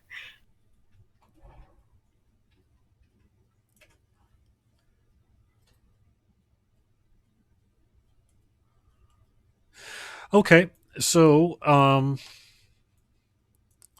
she basically stopped being held at the end of the round, and very quickly she zips away 30 feet. 60 feet, actually. 10, 20, 30, 40. Unless you're chasing after her, it looks pretty unlikely you're going to catch up with her. And she screams and howls in rage as she leaves. I don't really want to pursue her through this storm. Now, she didn't run. She zipped, almost like she flew. Perhaps shot is really the better word to describe it. that is going to wrap things up tonight. Thanks very much for being a part of this, everyone. We are going to be back for the third Sunday in October, which is October 18th. So, if you want to join us on October 18th for a spooky good time, we're going to be continuing this. They're just getting started to figure out what might be happening and what situation they found themselves in. But clearly, they're not exactly in a safe place. So before we wrap things up, I want to go top of the list to the bottom of the list, give everyone one last chance to maybe plug whatever else they might be doing on Twitch or elsewhere, and let's get that done now. So, Corky, what's up? Well, even Note can go into more details, but we've got Kobold Kindergarten coming up on Wednesday, and that's about all I've got going on. I'll pump you! And that is Wednesday at 9 p.m. Eastern on twitch.tv/kobold_even. No underscore. Oh, no underscore. Kobold even, one word. Yep. Okay, twitch.tv/kobold even. All right, Lucrezia, what's up? All right. Well, you can check us out on Sundays for DDO Sunday with Alex and Lynn. Or if you're looking to buy something for Christmas, find us at eldritchentertainment.com or theamethystdragonfly.com. And you've been able to manage shipping and all that sort of stuff during all these stay-at-home times, okay? We have. We actually haven't really had much trouble at all. It's been nice. Cool. All right, so check those out. Other than that, Maximilian, anything else you want to plug? Sure. Other than that, I'm going to plug 2 weeks from today, I'll be starting the first of the Rime of the Frost Maiden. And we will take that off and see how that goes. And I'll be running that probably into its end, is the idea. Anything else, Tabiana? Aside from, like I said, Kobold Kindergarten, you guys are going to be descending into the catacombs on Wednesday. Not the DDO catacombs, the Mad Gods catacombs. All right. Thanks, everyone, for watching. I'm going to be back. Thank you for DMing. This was great. Yeah, absolutely. All right. So I'll be back third Sunday for part 2. This is a 3-part adventure. So this was the beginning. Second session is the middle. Third session is the end. Hope you enjoyed it. This is going to be back on YouTube and that too if you want to see it afterwards. Have fun, everyone. And I'll talk to you again soon. Good night, everyone. Thanks for watching. Night.